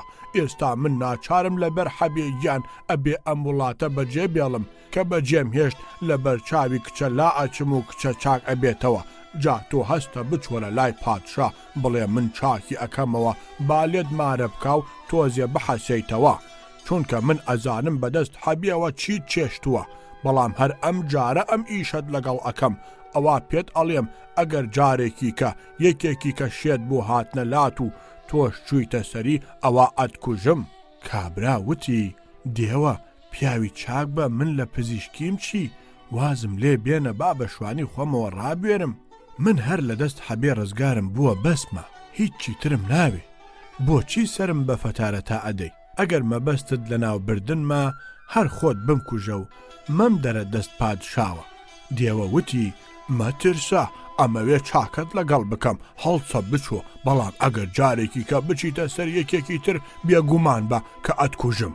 کابرا ناچار هەندێک شوشە و تەپوتۆزی خستە ناو خورجێکەوە بە ترس و لەرزەوە ڕووی کردە کۆشکی پادشا وتی من پزیشکم و هاتووم کچی پادشا چاک ئەەکەمەوە. پادشا بانگی کردە لای خۆی و پێیوت کوڕا ئەگەر چاکی نەکەیتەوە لەسەرت ئەدەم. وتی باشە و قاقەزیان بۆ یەک نووسی کە ئەگەر کچەکەی چاک کردەوە پادشا لێی مارە بکە ئەگەر چاکیشی نەکردەوە لەسەری بدەن. لە پاشا کچەکەیان کردە ژوورێکەوە و کابرا بەلایەوە سەیری کرد دێوەکە لەوێیە. هەروە بە درۆ تۆزێ خۆڵ و مۆڵی لە شوشەکە دەرهێنا و کردێ ناو ئاو هەڵی سوو لە لەشی کچەکە و هەندێ دەموچاو و پلیشی پێکادا گۆیا دوعای بەسەردا ئەخوێنێ. لەو کاتەدا دێوەکە بە کابرای وت بە دوعاو ڕۆیشت و خۆی لە بەرچاوی کچە ون کرد. کچە چاک بووەوە و بوو بە شای و لۆغان و زەماون. لە پاش بینێک پادشا کچەی لە کابرا مارە کرد و ئیتر کابرا کەوت بەسەر خەزنە و خێر و بێردا. یەک دوو ساڵێکی پێچوو پادشایەکی دراوسەی ئەم پاشایە هەبوو کە لە وڵاتێکی تر بوو. ئەویش تاقە کچێکی هەبوو شێت بوو. تۆمەس دێوەکە لە دەست حەبێ هەڵاتووە و چووەتە ئەو وڵاتە خۆی بەو کچە نیشانداوە و ئەویش شێت بووە. هاتن لەم پادشایە پاڕانەوە کە ئەبێ زاواکەت ئەم کچەی ئێمەش چاک بکاتەوە. پادشا ڕووینا لە کابرای شوانەی زاوای وتی ئەمانە دراوسێمانن ئەبێ بچیت و کچەکەیان بۆ چاک بکەیتەوە. کابرا وتی بۆ خاتری خوا وازم لێ بێنن من هیچ نیم و ئەم ئیشانە ئیشی من نین. ئەم زۆری وت و ئەوان کەمیان بیست. لە ئاخرا هەستا چووە ماڵەوە وەسیەتی خۆی کرد و خورجەکەی هەڵگرت و لێیدا ڕۆیشت بۆ ماڵی پادشاکەی کە. چووە ژووری کچەکە تەماشای کرد وا دێوە لەوێیە. دێوەکە وتی ها وا لێکراو پێم نەوتی من هەرتەنها یەکجار ئەوەت لەگەڵ ئەەکەم ئەگەر جارێکی کە بچیتە سەر یەکێکی تر ئەتکوژم. ئێستا ئیتر چۆن هاتوویت بۆ ئێرە؟ ئەویش پێیوت قوربان خۆ ئەوە نەهاتووم ئەم کچە چاک بکەمەوە. وتی ئەی بۆ چی هاتووی؟ پێیوت هاتووم بۆ ئەوە عەرزت بکەم کەوا حەبێ لەبەر قاپی ڕاوەستاوە. دێوەکە کە گوێی لە ناوی حەبێ بوو وتی کوا بۆ خاتری خوا. ئەمەی وت و لە ترسانە بۆی دەرچوو کە ئەو نەما کچەکەش بۆ خۆی چاک بووەوە. ئەمەش کەتنی حەبێجان کە تەنانەت دێوەشی بەزان. کابرایەکی کورد ژنێکی نەهەمواری هەبوو بە دەستیەوە هاتبووە تەنگ. وێڵی و بێعەقڵی ئەو ژنە دنیای داگرتە بوو. کابرای مێردی بە دەستیەوە تووشی دیق و زیق هاتبوو، هیچ چارەیەکی نەدیەوە تەنها ئەوە نەبێت سەری خۆی هەڵگرێ و ڕوو بکاتە وڵاتان. ڕۆژێک پێی وت: ئافرەت، خۆ تۆ دنیات لە من هێنایە تەنگ، سرت لە من تێکداوە، نازانم هەموو ژنێ وایە یا هەر تۆ تاقە ژنیت. ئەوە ئەڕۆم، یا ئەمەتە جارێکی کە نایەمەوە، یا ئەمەتە ئەم مەراقەم لە دڵ دەرەچێ. ئەمەی وت و لێیدا ڕۆیشت. چەند ڕۆژێک بە بێ و چان دەشتی گرتە بەر. ڕۆژێک گەرمای نیوەڕۆ بوو، تووشی کانی و سەراوێک هات، دارگوێزێکی بەسەرەوە بوو، هیلاک و ماندوو، برسی و تین و ئاگای لە دنیا نەبوو. لەسەر کانیەکە سەری کردە سەر بەردێک و لێنووس. ئەم کانیەش کانی ژنان بوو. زۆری پێ نەچوو، دەستە ژنێک بە گۆزە و کونەوە هاتن بۆ ئاو. کابرا لە دەنگەدەنگی ئەوان خەبەری بووەوە. یەکێک لە ژنەکان وتی: هەیەڕۆ، ئەو پیاوە وا دیارە غەریبە، وا لێرە کەوتووە. کابرا سەری ڕاست کردەوە و زۆر تووڕە بوو لەوە کە ژن لێرەش نایاڵن تۆزێ بحەسێتەوە. ژنەکە هات بەلایەوە وتی: کاکە برا، ڕەنگە غەریب بیت وا لێرە کەوتووی، تو خوا لەکوێوە هاتووی؟ کابراش لە داخی خۆی وتی: ئەرێ وەڵڵا خوشکم غەریبم، لە جەحەنەمەوە تازە هاتووم. ژنەوتی: ئەوە لە دەورت گەڕێم، تو خوا برا هیچ ئاگاد لە حەمەعەلی برام هەیە؟ کابرا وتی: هەیڕۆ، بۆچی ئەوە برای تۆیە؟ ئەرێ وەڵڵا زۆر چاک ئاگام لێیە، لە بەیانیەوە تا ئێوارە وا لە ژێر لیس و دارە لێ ئەدەن و شڕیان کردووە. ژنەوتی: هەیەڕۆ، بۆچی لێدەن؟ کابرا وتی: وەڵڵا نازانم، ملیان گرتووە، ئەڵێن 1000 قران قەرزاری لەسەر ئەوە لێ ئەدەن، ئەویش نیەتی بیداتەوە، وا ئەوە جەستەیەتی. ژنە دەستی کرد بە گریان و شین و شاپۆر، وتی: ئەی برا، خوشکت کوێر بێ، واواد لێەکەن. اینجا ڕووی کردە کابرا، وتی: برالە، وە قوربانت بم، تۆ ئەچیتەوە بۆ ئەوێ؟ کابراش وتی: ئەی چۆن؟ وتم تۆزێ لێرە بەحەسێمەوە و ئەو وەختە بڕۆم. ژنە وتی: وە قوربانت بم، خۆ ئێستا هیچم پێ نییە، تەنها ئەم بان سەر و لاگیرە و تاکە تارانیانەی سەرسرم نەبێ، ئەویش نازانم چەندە، ئەگەر بدەمێ بۆی ئەبەی؟ کابراوتی: بۆی ئەبەم، بەڵام بیبژێرە بزانە چەندە، ئەگەر 1000 قەران پڕ نەکاتەوە کەڵکی نییە. ژنە بەر بووە سەر و پۆتەڵاکی خۆی هەمووی داڕنی و بژاردی سەیری کرد، هەمووی 500 قەرانە. بە کابرای وت: بە قوربانت بم، ئەمە 500 قەرانە، چیم لێەکەی؟ کابراوتی: قەیدی نییە، بم دەرێ، من خۆم ئەبم بە زامنی 500 قەرانەکەی تر، ساڵێکی کە دێمەوە ئەم شوێنە، تۆ 500 قەرانەکەم بۆ بێنەوە. ژنەکە وتی: ئۆه لە دەورت گەڕێم، بەسەر چاو، هەرکە هاتیەوە بۆ ئێرە 500 قەرانەکەی کەشت بۆ جێبەجێەکەم. کابرا پارە و هەیاسە و لاگیرەی لە باخەڵی تون کرد و تێیتەقان، بەڵام چۆن تێتەقانێک. ژنە با خۆشی خۆشی گەڕایەوە بۆ ماڵەوە، کابرای لە دەست لێدان و شەڕەشەقی جەهەنەم ڕزگار کردووە. کە چووەوە مێردەکەی سەیری کرد، ژنە وەکو مریشکی ئاوەڕوتکراوی لێ هاتووە، وتی: ئەرێ کچێ، ئەوە کوا تەوقە سەر و لاگیرە و تاکە تارانیەکانی سەرسرت؟ وتی: ئۆه پیاوەکە، ئێستا لەسەر کانی ژنان تووشی پیاوێک بووم لە جەحەنەمەوە هاتبوو، خەبەری حەمەعەلی برام لێ پرسی، وتی: شەو و ڕۆژ لەوێ کەوتووە لێ ئەدەن، لەسەر ئەوە کە 1000 قەران قەرزارە و نیەتی بیداتەوە. منیش هەموو تەوقە سەر و لاگیرەی خۆممدایە کە بۆی بەرێت و ڕزگار بێت لەو لێدانە. هینەکانی منیش تەواوی نەکرد، 500 قەرانی تری مایەوە لە دەوری گەڕێم. کوڕەکە کوردێکی نەجیم بوو، وتی: خۆم ئەبم بە زامنی 500 قەرانەکەی تری، ساڵێکی کە هاتمەوە بۆ ئێرە بم دەرەوە. پیاوەکە ئەمەی بیست چووە تاسەوە، وتی: ژنە خوا بتگرێ، کەت نیوات نەدابێ، لەکوێوە ڕۆیشت؟ ئەو ماین و تفەنگەم بۆ بێنە. کابرا سوار بوو، 4 ناڵە کەوتە شوێن کابرا، هالێرە هالەوێ، لە دوورەوە لە نزیک ئاوایی یەک بەدی کرد و پێی لێ هەڵگرت. کابرای تریش ئەیزانی ئەم کەتنە کە گێڕاوێتی هەروە بە هیچە بەسەر ناچێ، کە سوکاری ئەم ژنە هەردێن بە شوێنیا، ئەویش چاک ئەڕۆیشت و جارجاریش لای ئەکردەوە بزانێ کەس بە شوێنیەوەیە یان نە. ئەو جارە لای کردەوە سەیری کرد، وا سوارێک لە دوورەوە تۆزەکە، زانی کە ئەمە بە شوێن ئەوە ئەیکوتێ. کابرا خێرا خۆی کرد بە ئاواییەکەدا، تەماشای کرد، وا پیاوێک لە پێچاڵێکدا دانیشتووە جۆڵاییەکە. ڕووی کردە جۆڵا و چوو بەلایەوە، وتی: مامەی جۆڵا، چاود لێیە ئەو سوارە ئەهەهەها لەو دوورەوە چۆن بە تاو دێ ئەوە زەفتیەی حکوومەتە ئەگەڕێ بۆ بەندوباو تازە فەرمانێک دەرچووە بۆ زیادکردنی سلووساتی حکوومەت ئەوە هات بۆ لای تۆ گەزێکی پێیە هەر چەندە جاوت کردی بێ ئەی پێوێ لە هەموو گەزێکە 2 قەران سلووساتی حکوومەت زیادەکە منیش وا بۆ خوا خەبەرم دایتی کابرای جۆڵا وتی جا بە قوربانت بە من چاپکەم من لەم کەس بەمانانی خۆمم دەست ناکەوێت چۆن نەتوانم پێ چاڵانیەکی وا زۆریش بدەم ئەویش وتی ئیتر ئەوە خۆت ئەیزانی من هەر ئەوەندە بوو خەبەرەکەم پێدای لەگەڵ ئەوەشە مادەم تۆ ئەوەندە پیاوێکی هەژاری حەزەکەی تۆ هەڵسە بچوەرە ئاو ژوورە دانیشە من کە هات ئەتوانم جوابی بدەمەوە لە پێچاڵەکەدا بۆی دائەنیشم کابرای جۆڵا هەڵسا چووە ژوورەوە ئەمیش لە پێچاڵەکە دانیشت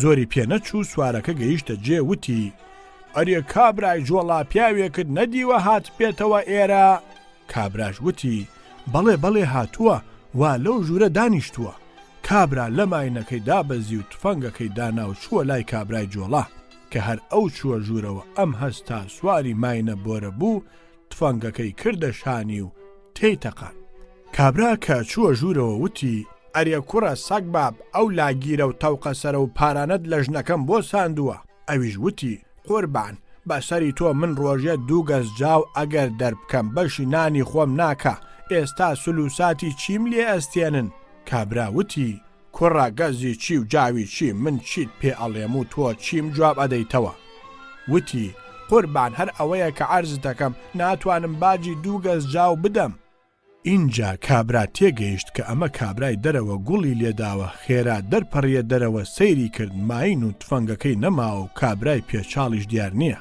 هەرچەند بە شوێنیا گەڕا هیچ ئیتر گۆلە گۆل بە پێیان دەشتی گرتە بەر و گەڕایەوە بۆ ماڵەوە ژنەکەی لێی پرسی پیاوەکە ئەوە کوا ماین و تفەنگەکەت وتی وەڵڵا ژنەکە تووشی کابرا بووم و باسی حەمەعەلی براتی بۆ گێڕامەوە منیش ماین و تفەنگەکەمدایە لە باتی 500 قەرانەکەی تر با بچێ زوو ڕزگاری بکە کابرای تریش بە 500 قەران و لاگیرە و تاکە تارانی و بە ماین و تفەنگێکەوە گەڕایەوە ماڵی خۆی و لەگەڵ ژنەکەیە ڕێکەوت وتی ژنەکە کڕنۆش بۆ کەریەتی تۆ ئەبم کە ئەمانەت دەست خستم خەمت نەبێ من بە هەڵەدا چوو بووم تۆ چاکی هەموو ژنێکیت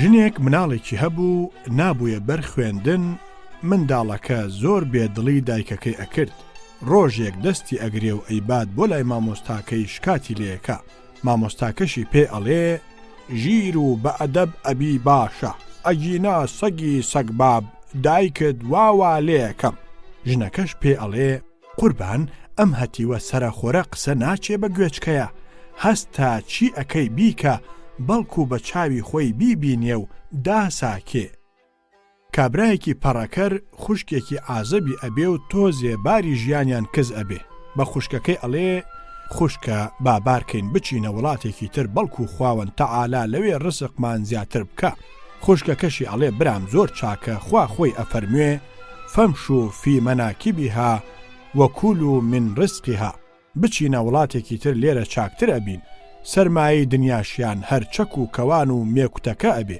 ئەیگرن بەدەستەوە و ئەڕۆن دنیا زستان ئەبێ زۆر سارد ئەبێ لە ڕێگەدا لیان ئەقەومێ و ئەچنە ئەشکەوتێکەوە سەرما هەر زۆریان بۆ دێنێ لەوانە ئەبن ڕق ببنەوە براکە ناچار دێنێ چەک و کەوانەکە ورد ئەکا و ئەیکاتەوە بە ئاگر و لە بەریدا ئەنیشن تۆزێ گەرمیان ئەبێتەوە و خۆش ئەبێ براکە ئەڵێ ها خوشکە چۆنە خۆشە خوشکەکەشی ئەڵێ برا تو خوا واز بێنە نەدار و نەپەرد و هیچیان نابێتن بەشوو کابرایەکی شاری هەبوو دڵی چوو بوو لە ژنێک ئارامی لێ هەڵگیرا بوو سەودای ئافرەت وای لێ کردبوو لە کار و کاسبی کردبوو نەخەوی هەبوو نەخواردن زەرد و لاواز و بێتین بوو ئیش و کاری هاتبووە سەر ئەوە لا بەیانیەوە تا ئێوارێ لەو کۆڵانەدا کە ماڵی ئافرەتەکەی لێبوو ڕووی ئەکردە کۆشتی ژنە و بە بێدەنگ و سنگ ئەوەستا و هیچی تر ڕۆژێک پیرەژنێکی پۆپسپی پشت کۆماوە بەوێدا ئەڕوا چاوی بە کوڕە ئەکەوێ بۆی دەرئەکەوێ کە ئەمە تیری نازی چاوکاڵێک کاری تێکردووە لێ ئەپرسێ کوڕی پووری خۆت ئەوە چی ئەکەی لێرە؟ کوڕە بە هەزار حاڵ دێتە زمان و ئەڵێ پورێ وازم لێ بێنە و بچۆ بەڕێی خۆتەوە. پیرەژن پێ ئەڵێ کوڕم ڕازی دڵی خۆت بە پووری خۆت بڵێ چارت ئەکا. کوڕە هەناسەیەکی پیا دێتەوە و ئەڵێ پورێکیان ئەوی ڕاستی بێ چاوی گەشی چاوکاڵێک بەم دەردەی بردووم. پیرەژن دەڵێ ڕۆڵم کامەتە ماڵەکەی؟ ئەویش ئەڵێ پورێکیان ئەوەتە کەوا سەری بردووە بە ئاسمانە. ئەڵێت چی ئەدەی بە پووری خۆت بە مرادی خۆتت بگەیەنی؟ کوڕەکە ئەڵێ پورێ بێجگە لە ماڵی دنیا ئەوە گیانیشم لە بەردەستتدایە. پیرەژن پێ دەڵێت ڕۆڵە لە ئیمڕۆژەوە تا 5 ڕۆژی تر پووری خۆت ئەو ئافرەتت بۆ دێنێتە ماڵی خۆی. لە ڕۆژی پێنجەمە لە فلان سەعات و فلان دەقیقەدا تۆش لەسەر کۆڵانەکەی ئێمە ڕاوەستە دێم بە شوێن تا ئەدبەمە ماڵەوە بە ئارەزووی خۆت لەگەڵی گەمە بکە. ئەوەی منیش ئەمەوێ لە تۆ تەنها منێ پەتکە. کوڕە وتی پورێکیان سەر و ماڵم هی تۆیە، پەتک چییە؟ ئەویش پێیوت لە پەتک زیاتر هیچم ناوێ. کوڕە وتی پورێ چۆن ئەڵێ وا ئەکەم لەسەر ئەم قەول و قەرارە لە یەک جیابوونەوە. پورێ ڕۆیشت لە پێشا گوجیلە تووتەڵە سەگێکی بچووکی پەیدا کرد و بردیە لای خۆی و گرتیە شیر و شەکر و کولێرە و ڕۆن و خواردنی خۆش. لەو لاشەوە تەزبیحێکی دەنک گەورەی سەددانەیی کردە ملی و سەرپۆشێکی سپیدا بەسەریا و بە لەرزە لەرز دەم بە سوبحان اللهوە هەستا چوو بۆ ماڵی ژنە. ژنە کە چاوی هەڵبڕی پیرەژنێکی نورانی دەم بە تەزبیحاتەوە هاتە بەرچاو، هەستا چوو بە پیریەوە و بە خێراتنی کرد و داینا. پیرەژن لەبەر زیکر و فکر پێی نەئەکرا قسە بکە. تۆزێ قسەی دین و دیانەتی لەگەڵ ژنە کرد و هەستا ڕۆیشتەوە. تا 4 ڕۆژ بەم جۆرە هات و چۆی ژنەی ئەکرد و لەو لاشەوە ئەوەندەی هێلکە و ڕۆن و کولێرە و ڕۆن دابوو بە تووتکەکە بە تەواوی خرپنە بوو. لە ناکاو هێنای خواردنی لێبڕی و هیچی نەدایە. شەو ڕۆژێ بەم جۆرە گوجیلەکەی بێ خواردن هێشتەوە. گوجیلەی بەستە زمان لە برسانە نووزەی ئەچوو بە ئاسمانە. اینجا لە ئاخری شەو ڕۆژدا ناوساجیەکی بۆ دروست کرد و پڕی کرد لە ئاڵەت و دەل و بیبەر و خوێ. ناوساجی لە بەردەم تووتەڵەدانا، تووتەڵە لەبەر برسێتی نەیپرژایە سەر تونی و تیژی ناوساجیەکەوە هەمووی پێکەوە خوارد. کە لێبووەوە لە پاش تۆزێک لەبەر تیژی و سوێری ناوساجی خوڕخوڕ ئاو بە چاوی تووتەڵە سەگا ئەهاتە خوارەوە. اینجا پیرەژن تووتەڵەی خستە شوێن خۆی و چوو بۆ ماڵی ژنەکە.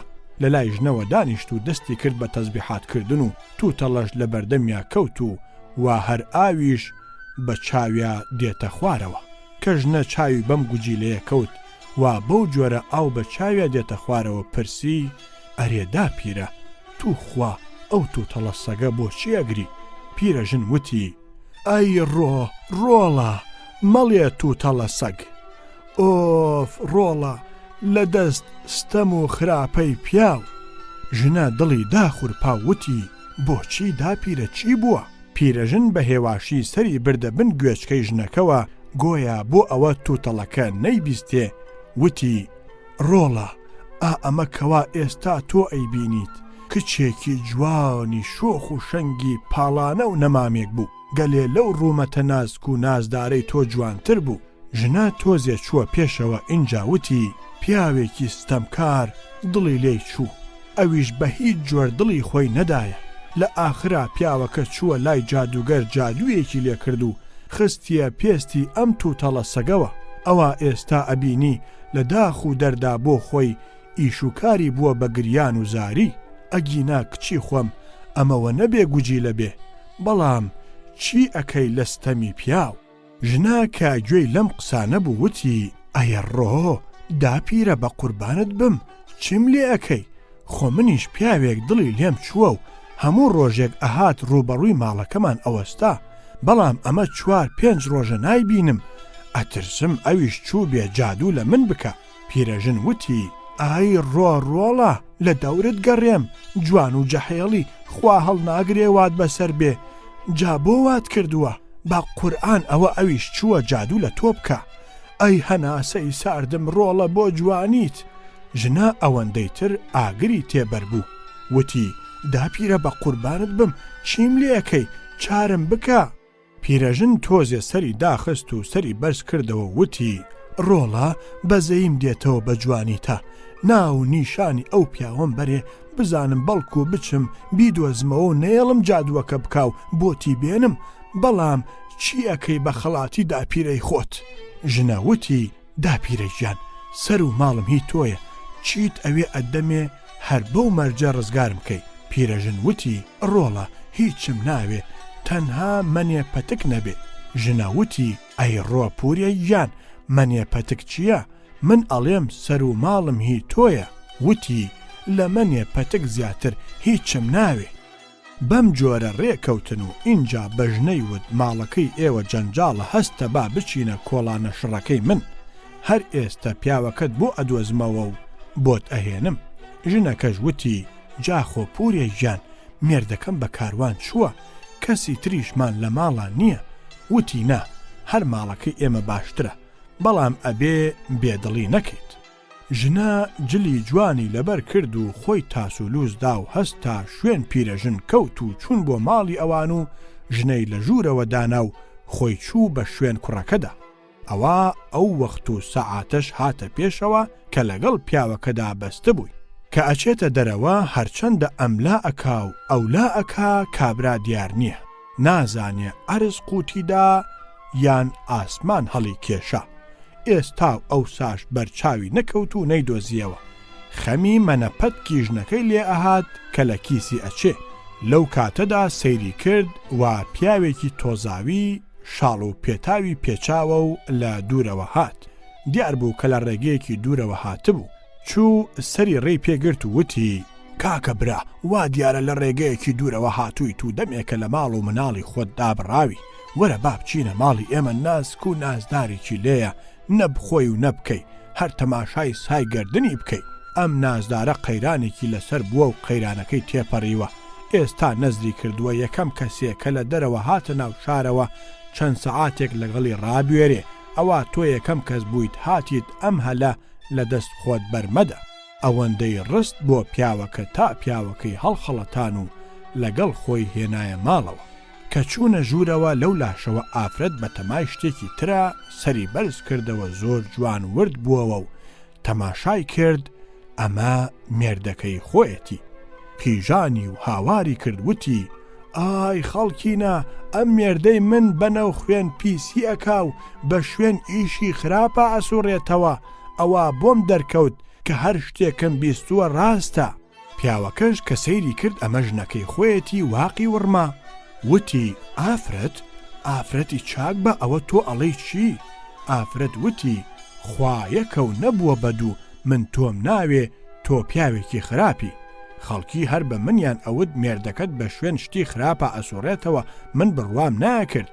حتا ئێستا ئەمزانی کە تۆ دەیتەوە هاتمە ئێرە، وتم ئەبێ ئەم مێردەی خۆم تاقیب کەمەوە، ئەم پیرەژنەم ناردە سەرڕێت، ئەوە تۆش جوان و پوخت شوێنی کەوتیت و هاتیت دیارە لە ئیشی خراپ ئەگەڕێ. ئەگینا ئیشت چییە دێتە ئەم شوێنە؟ ئەوە من بە چاوی خۆم چاوم پێت کەوت و تاقیتم کردەوە، من مێردێک کە بە شوێن شتی خراپە بسوڕێتەوە نامەوێ. کابرای هەناسە سارد، هەرخواخوای ئەوەی بوو ژنەکەی بێدەنگ بێ و حەیای نەچێ، بە هەزار ناڵی عەلی تا ڕێکی خستەوە. مەلایەک هەبوو شار بە شار ئەگەڕا مەکری ژنانی ئەنووسیەوە کە بیکا بە کتێبێک. ڕۆژێک ڕێی کەوتە شارێک، ژنە بازرگانێک بیستی کە ئەم مەلایە هاتووە و ئیشی ئەوەیە. دۆزیەوە، ناردی بە شوێنە، بۆ پاژنیوە ڕۆهێنایە ماڵەوە، لێی پرسی مەلا هەتا ئێستا چیت نووسیوە لە مەکری ژنان؟ مەلاژ وتی خانم هیچ نەماوە نەینووسم. پاشان دووسێ سەرگوزەشتەی بۆ هەڵدا.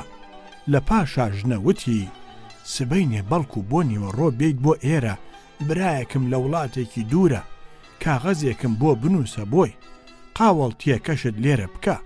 مەلاوتی باشە، و پاشان لێیدا ڕۆیشت. ژنە ئێوارە لەگەڵ مێردەکەیە چەڵەمەشکێنەیان کرد لەسەر دەستێ جلی گورونی.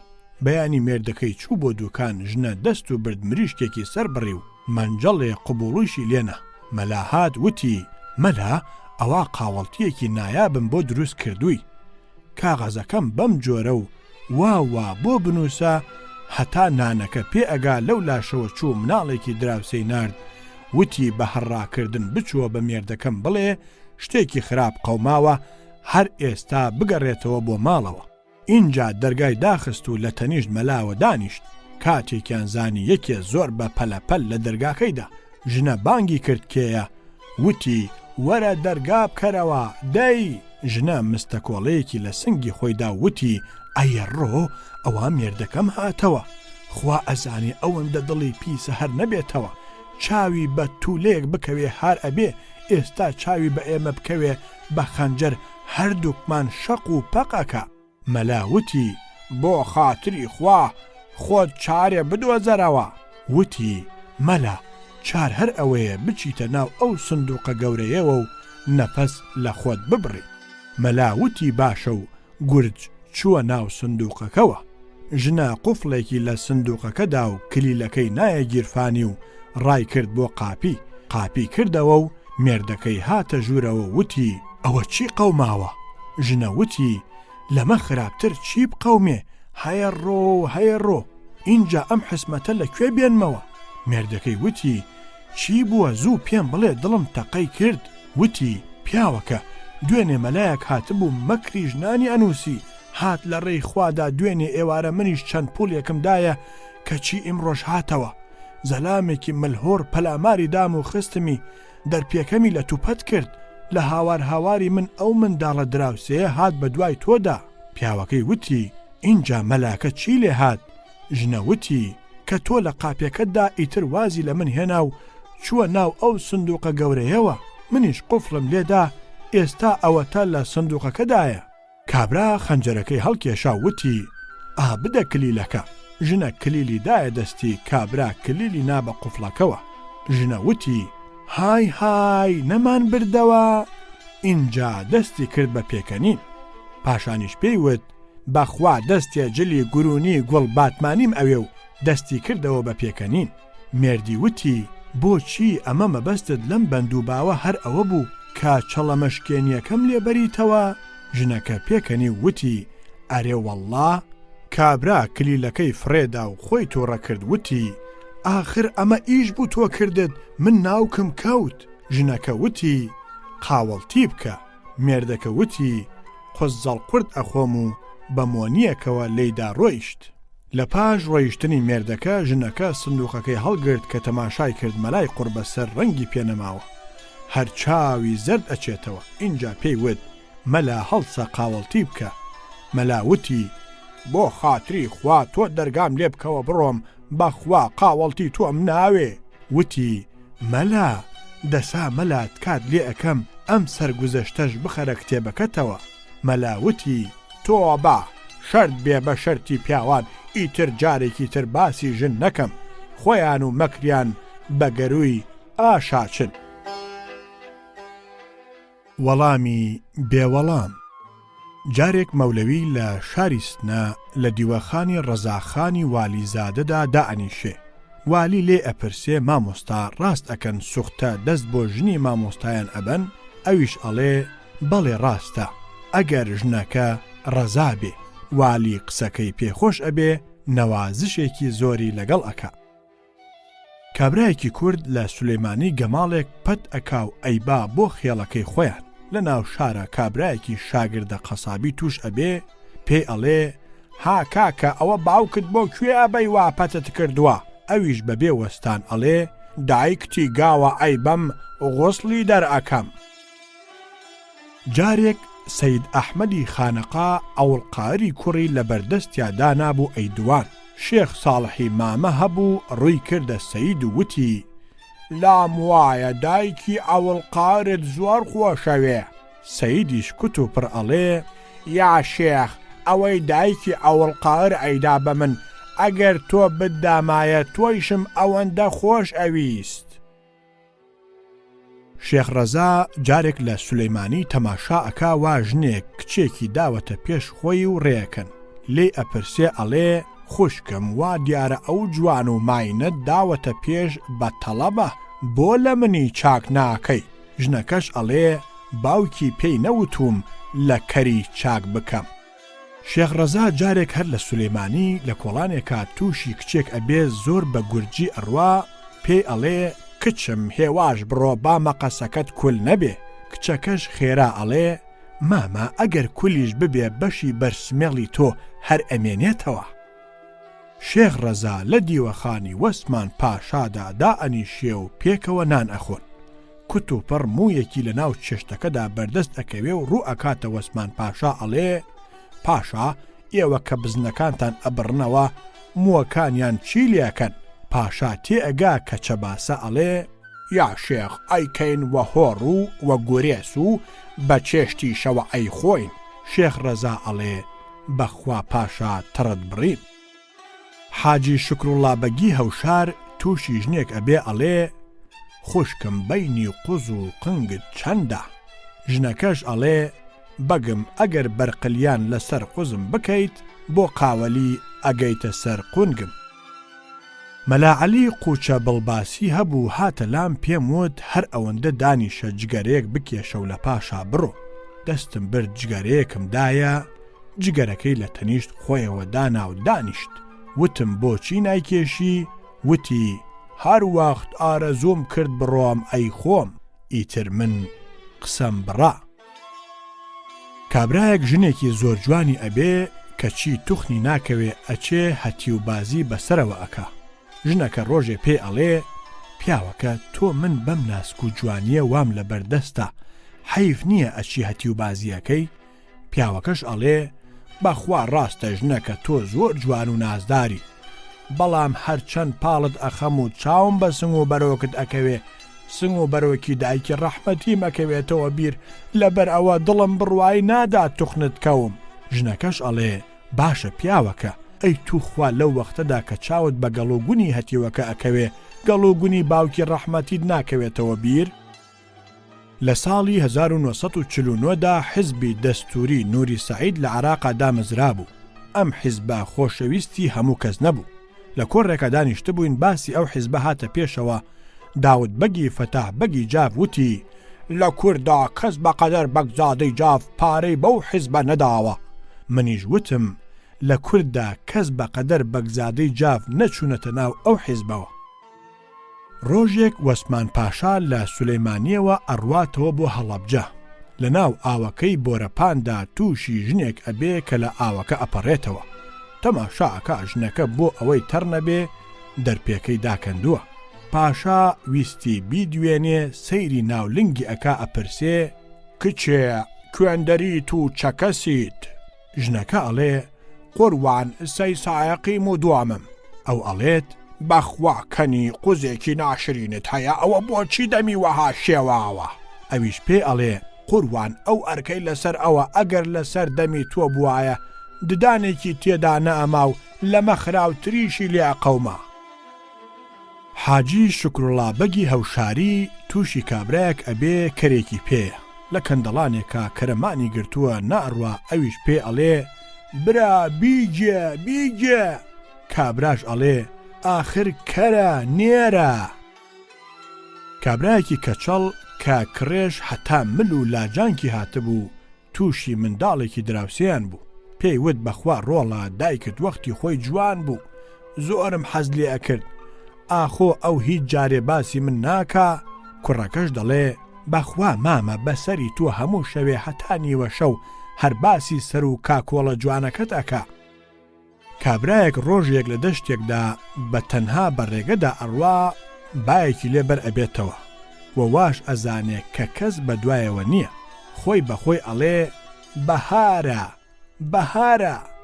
نەختێکی تر ئەڕوا و بایەکی تر بەر ئەدا دیسان ئەڵێ بەهارە بەهارە.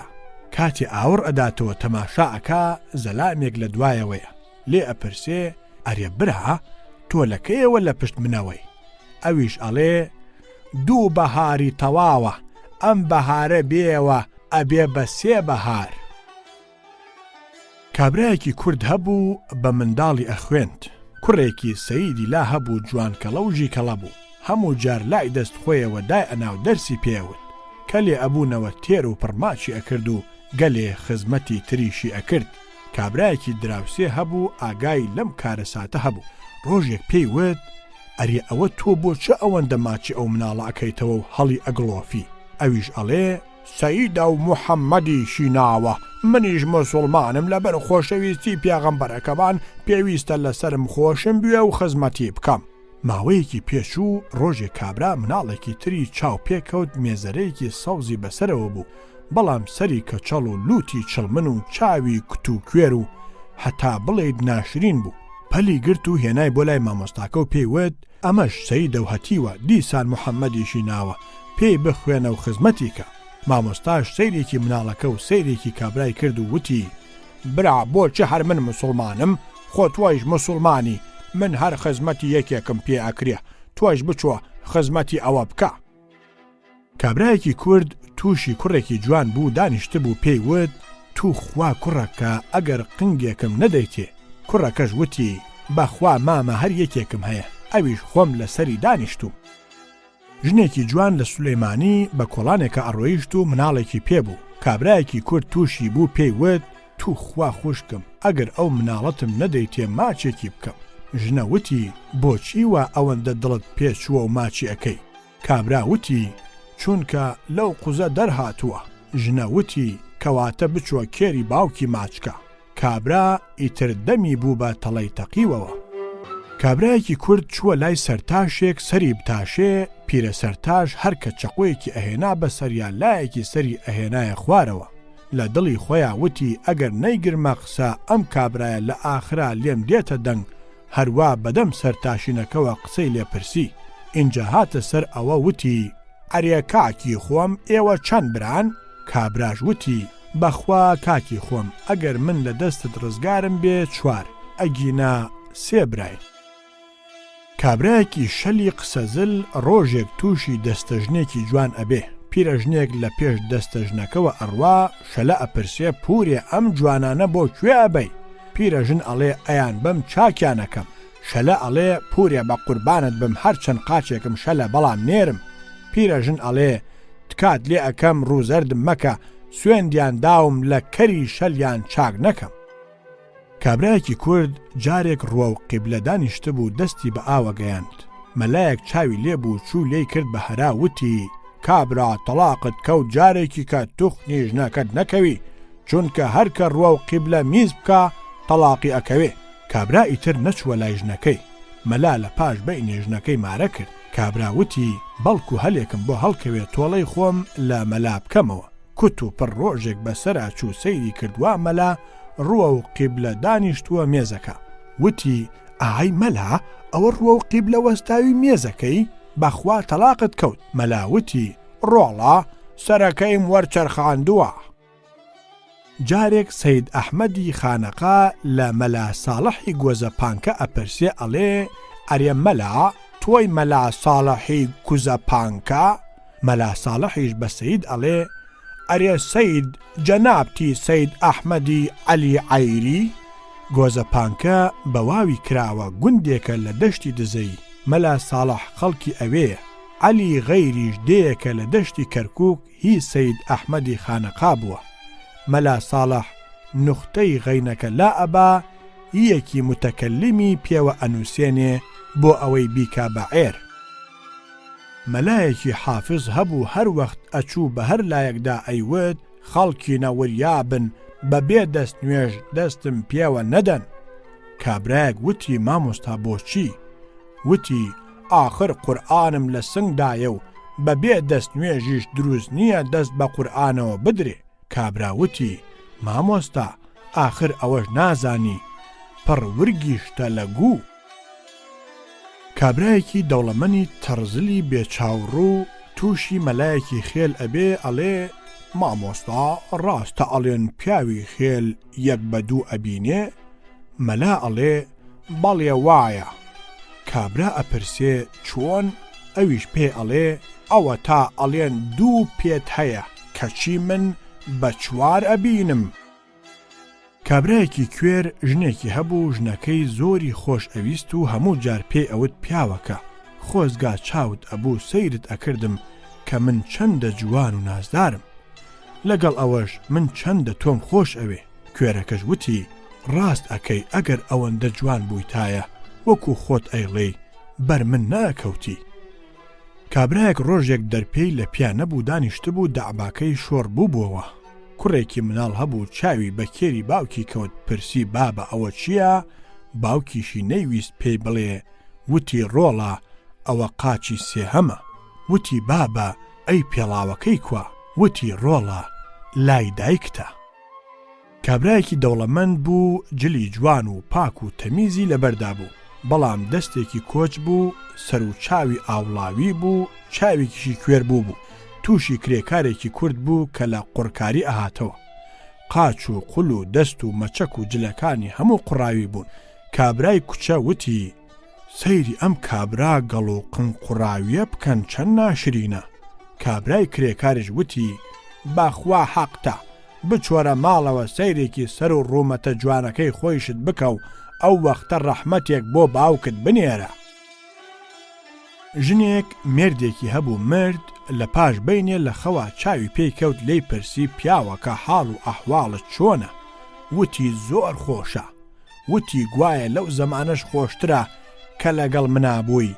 وتی هەزار قات. وتی کەواتە پیاوەکە تو خوا تۆزێ باسی بەهەشتم بۆ بکە. پیاوەکە وتی وەڵڵا ئاگام لێ نییە. وتی بۆچی؟ ئەی تۆ لە بەهەشتانیت؟ وتی ناوەڵڵا لە جەحەنەمە. جوولەکەیەکی سولەیمانی کوتاڵفرۆش بە کۆڵانێکە ئەڕوا چاوی لە بەرپێی خۆی نابێ، سەگێ لەسەر ڕێگای ئەبێ. جووە پێ ئەنێ بە قاچی سەگەکەدا. پیاوێکی ئاسووری لە باڵەخانەوە چاوی لێ ئەبێ بانگی ئەکا، جووە ئەوە بۆچی پێت نا بە قاچی باوکتا؟ جوولەکەکە دەست ئەبا قاچی سەگەکە هەڵە بڕێ و تەماشای ناولنگی ئەکا ئەڵێ کوا خۆخەتەنە نەکراوە. ئەحەی کوڕن و نەخۆش بوو، لە سەرمەرگا بوو، خلەی پورە نازیێ هەبوو لە سولەیمانی چووە لای وتی ها مامە ئەحمەد چە خێرتە؟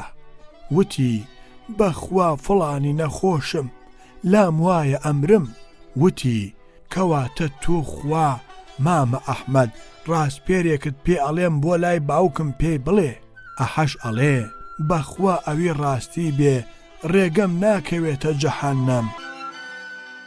کابرایەک ئەچێتە شاری کۆیە، هەژار ئەبێ دەست ئەکا بە تور فرۆشتن.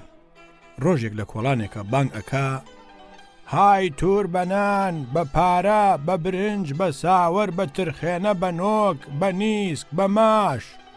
وا ڕێیەکەوێ گەلێ لە پیاو ماقوڵی شارەکە لە ماڵ پیاوێکی گەورە دانیشتبوون. گوێیان لە تورفرۆشتنی کابرا بێ. بانگی ئەکەنە ژوورەوە ئەیانەوێ سەر بخەنە سەری. ئەپرسن تورەکەت بە چی ئەدەی؟ ئەڵێ قوربان بە هەموو شت. ئەڵێن بە گووی ئەدەی؟ پێیان ئەڵێ ئەگەر بە کێری خۆم دەری بێنم بەڵێ. یەکێکیان لێ ئەپرسێ تۆ خەڵکی کوێیت و ماڵت لەکوێیە؟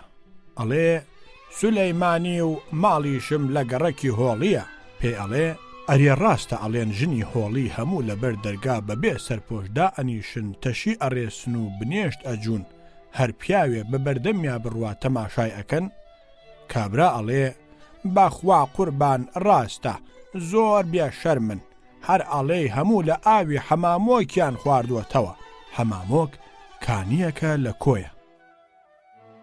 کابرایەک کاغەزێ بۆ دۆستێکی ئەنووسێ، ئەیەویست هەندێشتی بینی خۆیانی بۆ بنووسێ، بەڵام کابرایەکی تر لە بندەستیەوە دانیشت بوو، سەیری کاغەزەکەیە کرد. ئەمیش لەبەر ئەو قسەکەی نەئەنووسی. اینجا هەر ئەوەندەی نووسی برا سەگ بابێک لە بندەستمەوە دانیشتووە کاغەزەکەم ئەخوێنێتەوە، ناتوانم هیچ شت بۆ بنووسم.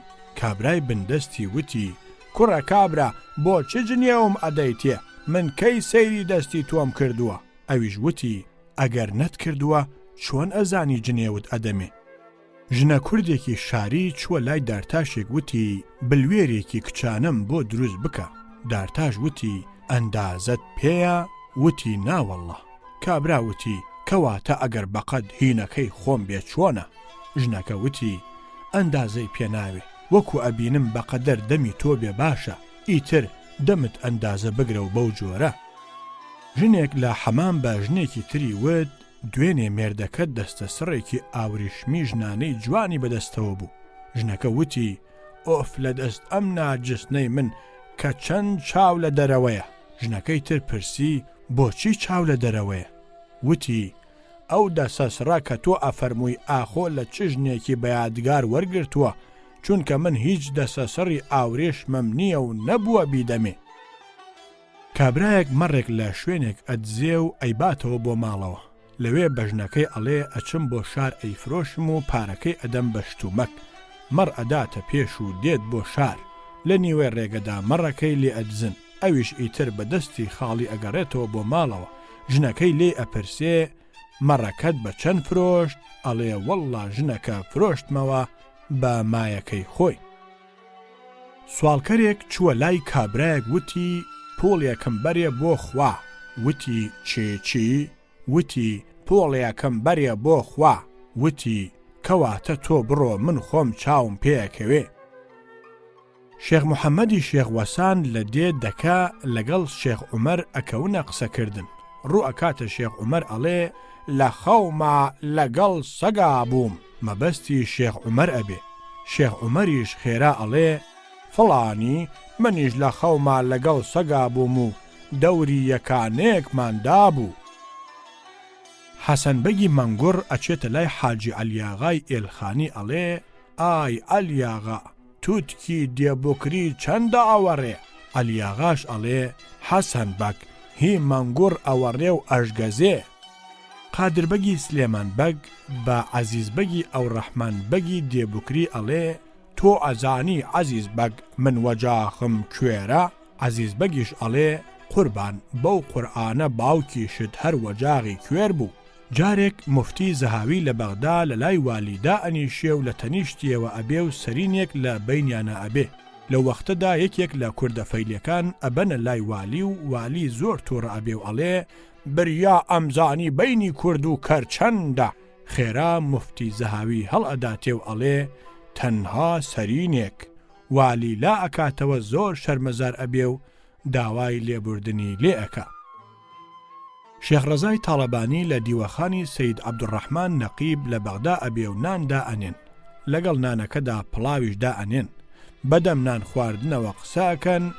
دکتۆرێکی هندیش لەسەر سینیەکە ئەبێ ئەو قسە لەوەوە ئەکا کە گیا و دارو دەوەن ڕۆنی لێ ئەگیرێت و ڕۆن و زەیت هەیە. شێخ ڕەزا ئەڵێ من بڕوا بەم قسەیە ناکەم. دکتۆرەکە ئەڵێ چۆن بڕوا ناکەی؟ ئەمە بە تاقیکردنەوە دەرکەوتووە کەوایە. شێخ ڕەزاش ئەڵێ منیش بە تاقیکردنەوە بۆم دەرکەوتووە کەوا نییە. ئەگەر ئەم قسەیە ڕاست بوایە ئێستا ئەم برنجەی ماڵی نەقیب ڕۆنی تیا ئەبوو. لەو کوردەواریە شێخێک ئەچێتە دیوەخانی ئاغایەک سەیر ئەکا هیچیان بۆ نەکردووە. شێخە تووڕە ئەبێ ئەڵێ بۆ چ نان و تفاقتان ڕێک نەخستووە. ئاغاش دەست ئەکا بەلەخۆ بردنەوە و ئەڵێ یا شێخ قوربان لێمان ببوورە فریان نەکەوتین وا بزانە تەکیەکەی خۆتانە.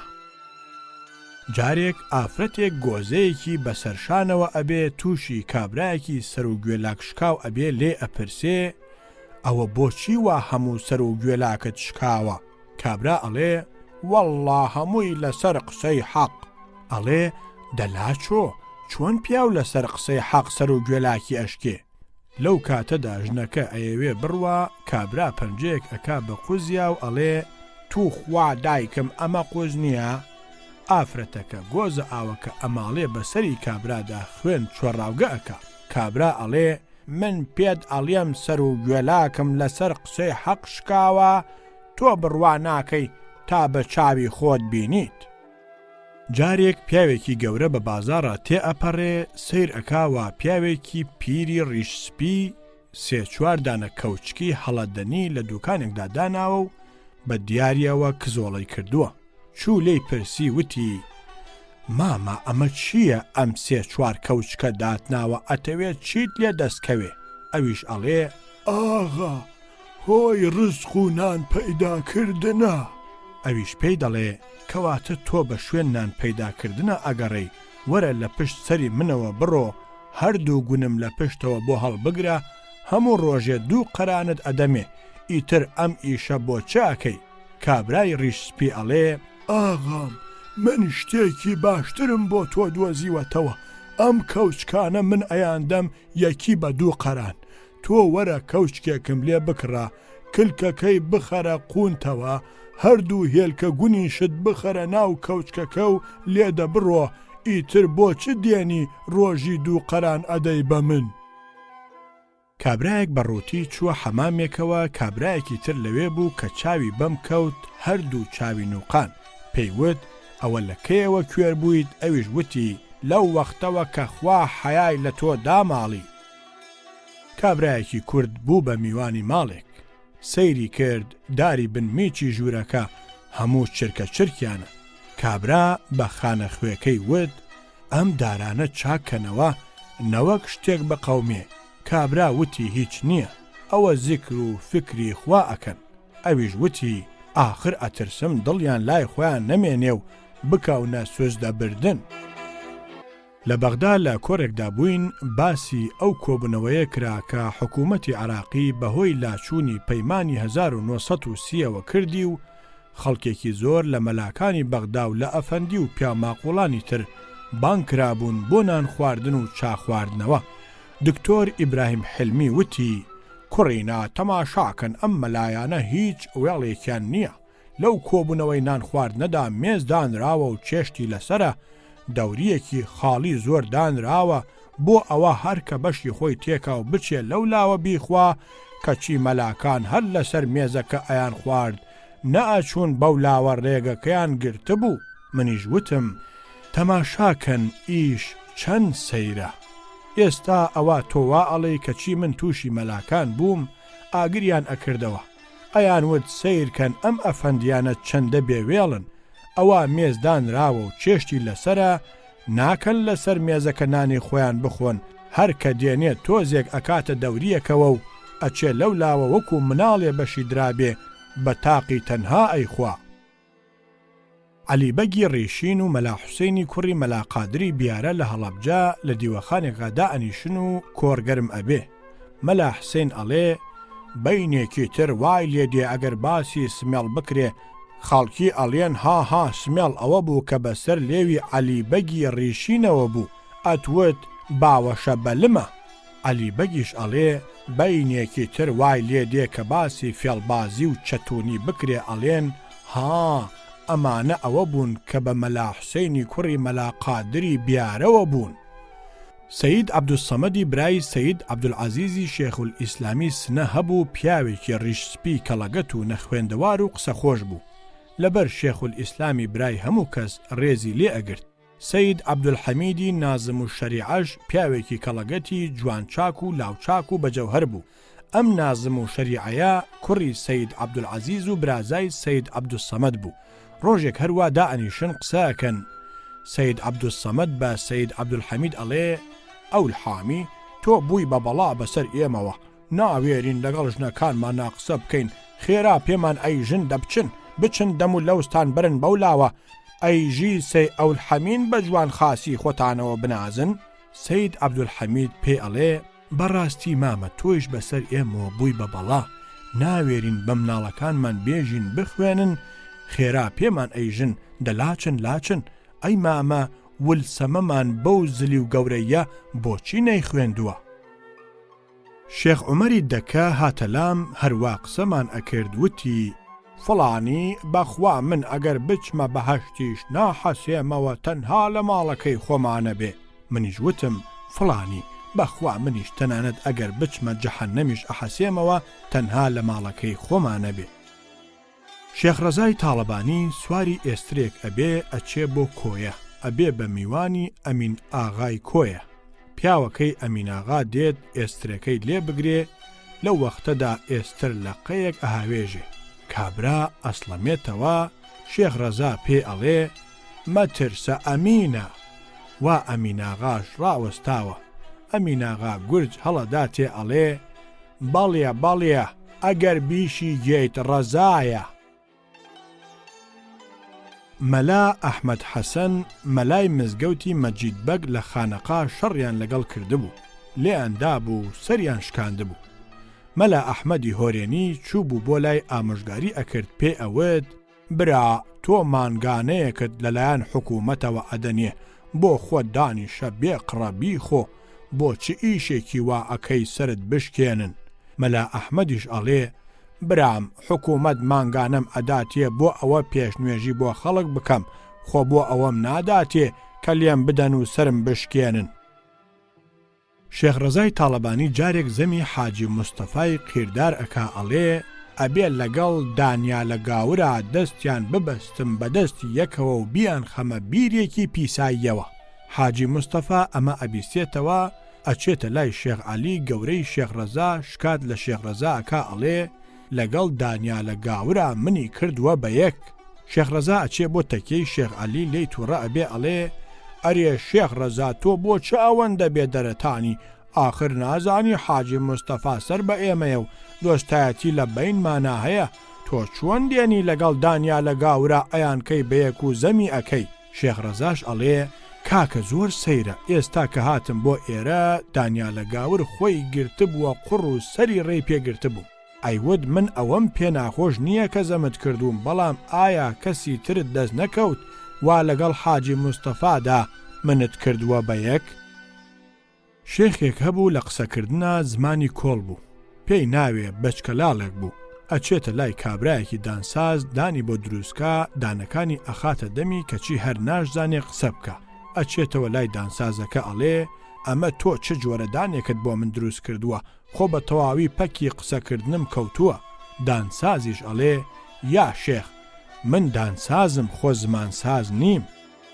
پیرەژنێکی بڵباسەتی لە وەختی خۆیان بووە هەژار بووە و لێی ئەقەومێ و لە ڕوویشی هەڵنایە داوا لە کەس بکە ئەچێتە لای هەمە ئاغای کۆیە ئەڵێ ئاغا چەند ڕۆژێکە مشک لە ماڵەکەمان نابینم ئەترسم خانوەکەم ئاگری تێبەر بێ. ئەمە قسەیەکە لە کوردەواریدا تاقی کراوەتەوە کە مشک شوێنێکی بەجێهێشت ئەوە ئەو شوێنە ئاگر ئەگرێ بۆیە بەجێ دێڵێ. هەمە ئاغاش ئەڵێ بچۆ ئەوە دوو بارەگەنم و بارێک برنج و هیزەیەک ڕۆن بەرە تێیخە با ئاگری تێبەر نەبێ. کابرایەکی گەدا چووە بەر قاپی کۆشکێکی گەورە وتی قەرانێکم بدەنێ وتیان نییە وتی نەختێ شەکر و چام بەنیە وتیان نییە وتی تۆزێ ڕۆن وتیان نییە وتی گوێ لە ساوەریە بڕوشێ شتێکم بدەنێ وتیان نییە وتی دەسا چۆڕێ ئاوم بەنێ بیخۆمەوە وتیان وەڵڵە ئاویشمان نییە وتی کەواتە بۆ دانیشتون وەرن با دەست بگرین و پێکەوە بگەڕێن ئێوە لە من لاترن. کابرایەک ئەبێ بە میوانی ماڵە کوردێک بەرخێک ئەکەن بە بریانی و دای ئەنێن. کابرای میوان زۆری برسی ئەبێ پاروی سیر و بە پەلەی لێدا ئەگرێ. میوانێکی تریش لەوێ ئەبێ پێ ئەڵێ برا بۆ چ ئەوەندە لێی بەداخی خۆ باوکی شەڕەقۆچی لەگەڵ نەکردووی. ئەمیش ئەڵێ برا تۆ بۆ چ ئەوەندە دڵت پێ ئەسووتێ خۆ دایکی شیری پێ نەداوی. سەید عەلی بسمیللا هەبوو لە سولەیمانی کە بسمیللا ئەکرا ئەو تووڕە ئەبوو. مەلا جەلالی کوڕی مەلا حەسەنی ئابڵاخیش هەبوو لەوانە بوو کە دەرزی ئەخوێن بۆ ڕۆژی دوایی شوێن دەرزەکەیان لێ تێک ئەدا نەی ئەزانی. ڕۆژێک سەید عەلی بەم مەلا جەلالە ئەڵێ ئەرێ مەلا جەلال دوێنێ چاوم لێبوو لای بابە عەلی دەرست ئەخوێن بابە عەلی شوێن دەرسەکەی لێ تێکدا بووی تۆش هەر کتێبەکەت پەڕەپەڕە ئەکردەوە و نەت ئەزانی سەر دەرسەکەت کامەیە. مەلا جەلالیش ئەڵێ نەوەڵڵاه سەی عەلی ئەوە پەڕەپەڕەکردنەوە بۆ ئەوە نەبوو بۆ ئەوە بوو من ئەمود ئەم کەلیمەیە بسمیللایە شێخ بابە عەلی ئەیود نا بسمیللا نییە. سەی عەلی قڕ و قەپ ئیتر وشک بوو. حاجی شێخ ئەمینی تەکیەیی هەبوو حسابگر بوو. شێخ مەحموودی گومەتەیش ژنێکی هەبوو ئەویش هەر حسابگر و ڕۆژێک باسی پاییز و حسابی پاییز ئەکرا. یەکێ لە حاجی شێخ ئەمینی پرسی کە پاییز چەندێتی ئەویش ئەڵێ لە شێخ مەحموود بپرسن ژنی حسابگرە. شێخ مەحمودیش بەبێ وەستان ئەڵێ حسابگر ژنمە. لە بەغدا لەسەر کورسی بەرهەیوانی مزگەوتێک دانیشتە بووم چاوەڕێی ئەوەم ئەکرد بانگی عەسر بدەن و نوێش بکەن.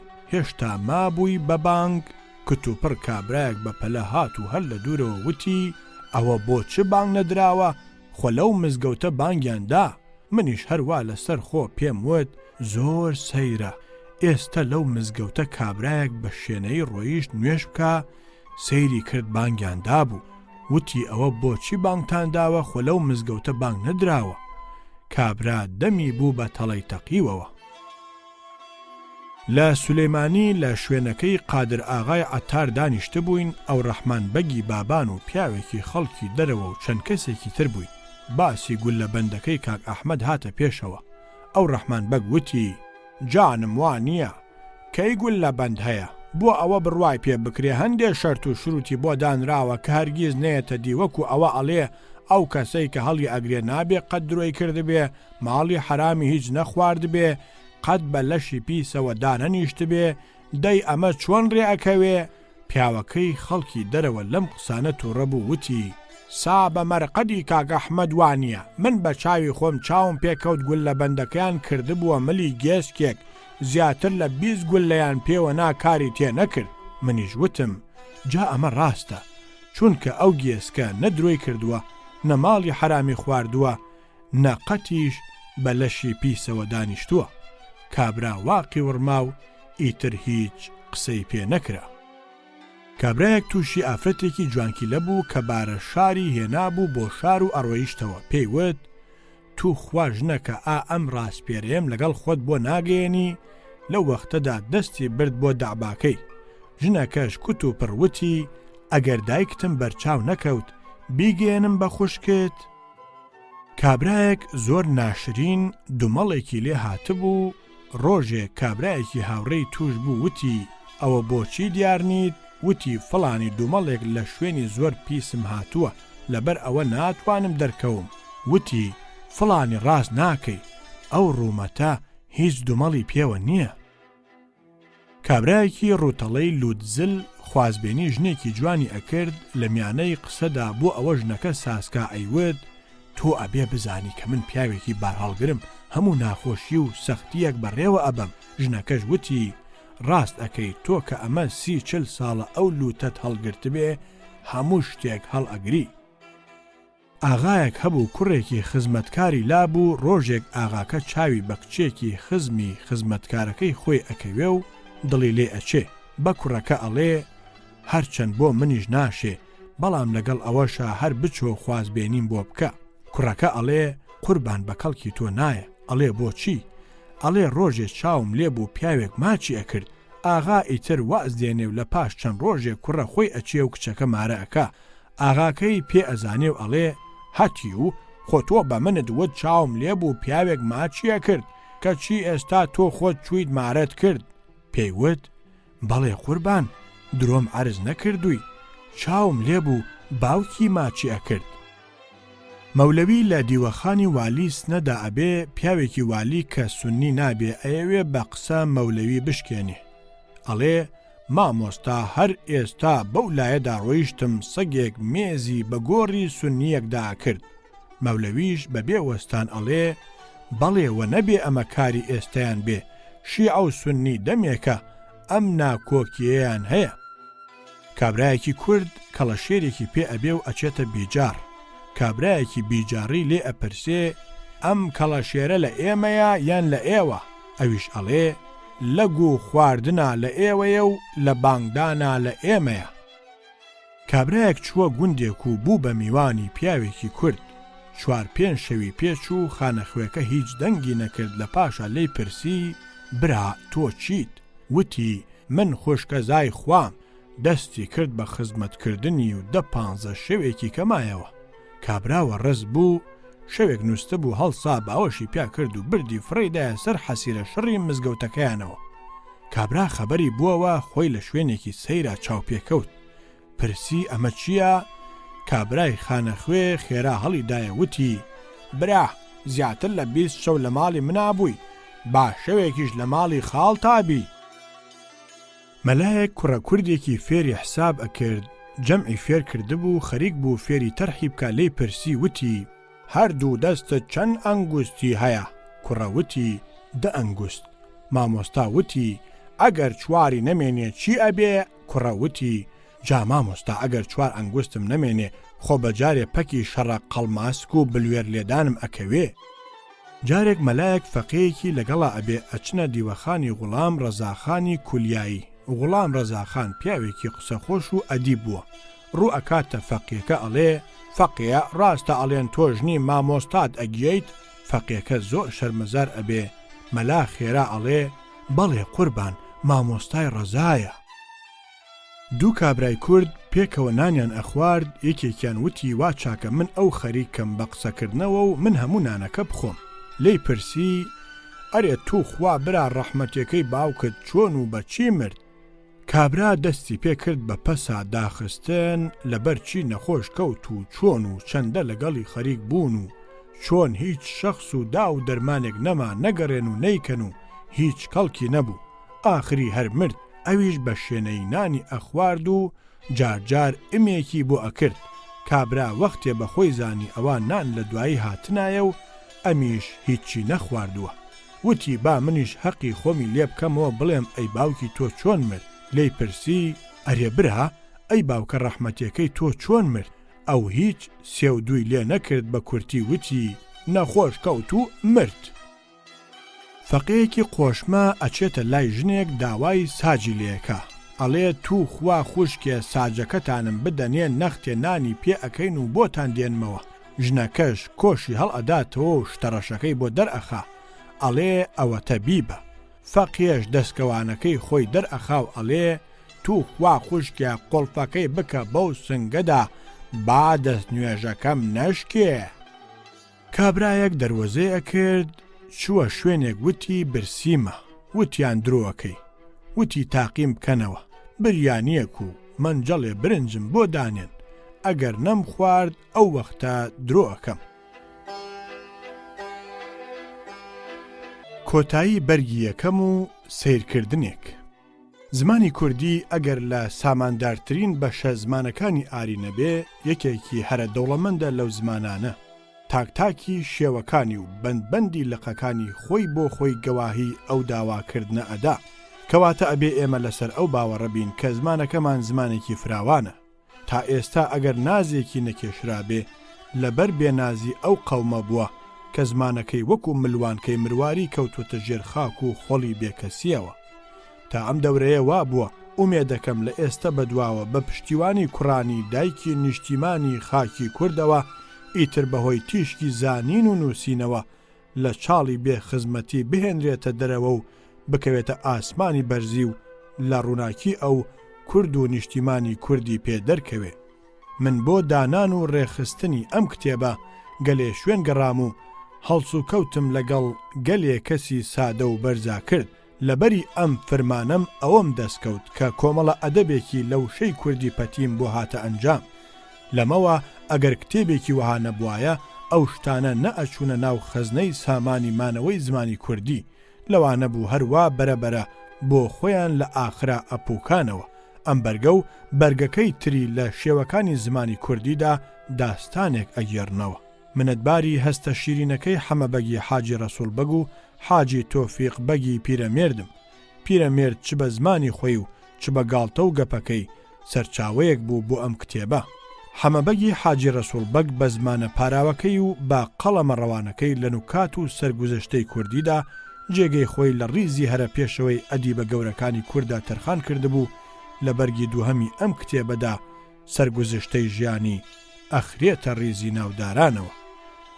عەلاءالدین سەجادی بەغدا 5/1/2657 کوردی 3 جەمادی سانی 1376 هیجری.